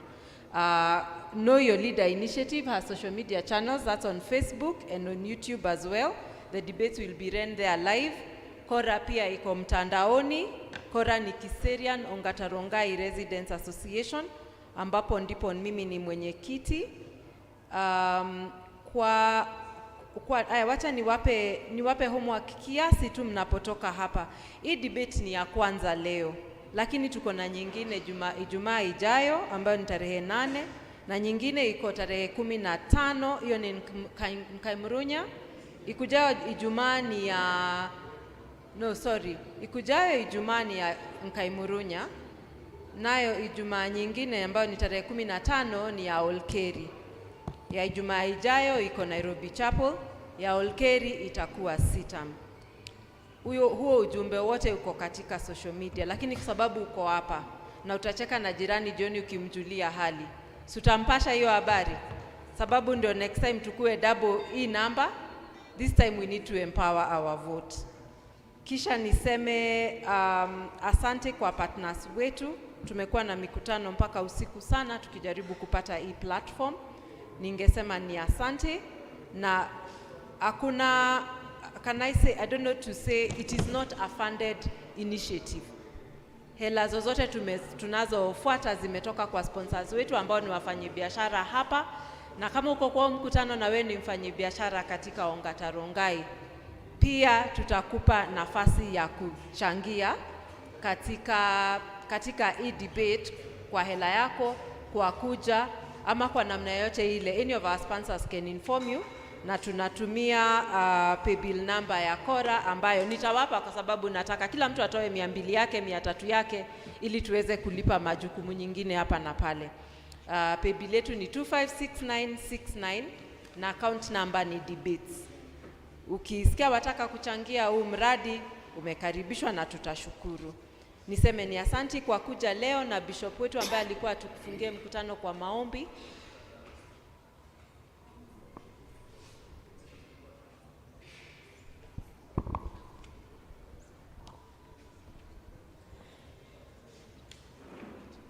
Aya, naarifiwa kwamba tulikuwa na social contract ambayo tungetaka aspirants wetu wajaze ama wasign. Social contract tu ni kijikaratasi ambapo atajicommit yale amesema leo, akishaingia ofisini atayatimiza. Mungetaka asign ama alikuwa tu atupa story?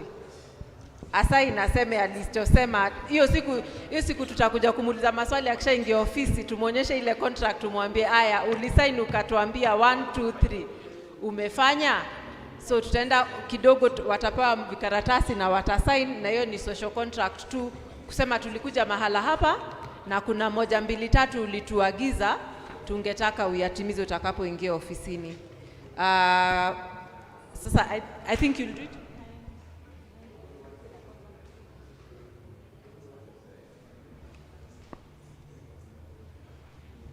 Okay, wacha niwasomee social contract. So this is a social contract between residents of Ongata Rongai Ward and their member of county assembly.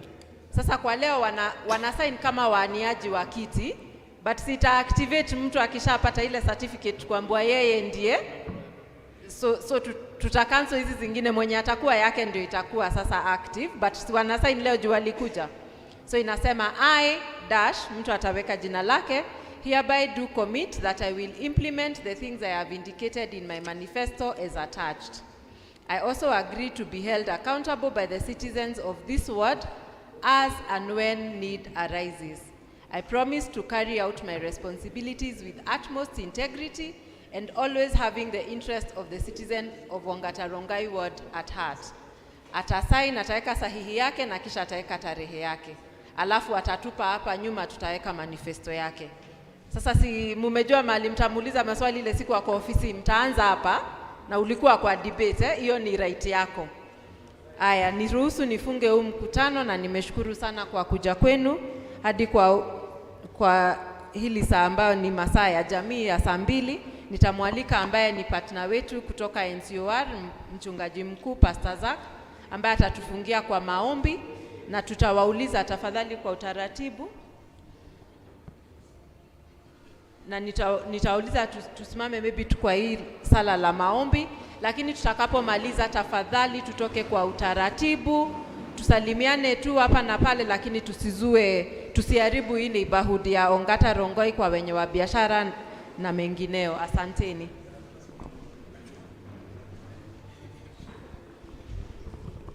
Asante sana Madam Liza, asante sana kwa wagombeaji na pia kwa wale ambao wamekuwa wanaratibisha mkutano huu wa leo. Tuwapigie makofi, wamefanya kazi nzuri sana. Tulianza kwa maombi na sasa tunafunga kwa maombi. Tuombe.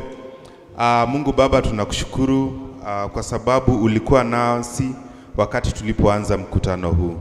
Na Baba, hata tunapofika tamati, Bwana tunakushukuru kwa sababu umetuelekeza vizuri, umetupa hekima na umetuongoza vyema katika mkutano.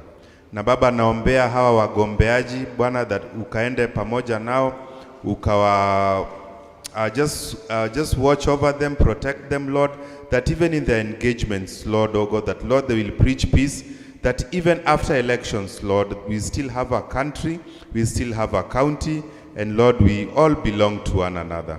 So be with us and protect us, for we pray this in Jesus' name. Amen. Mbarikiwe sana.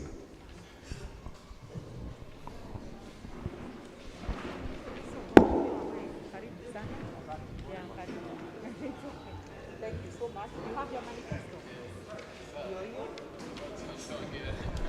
Captain.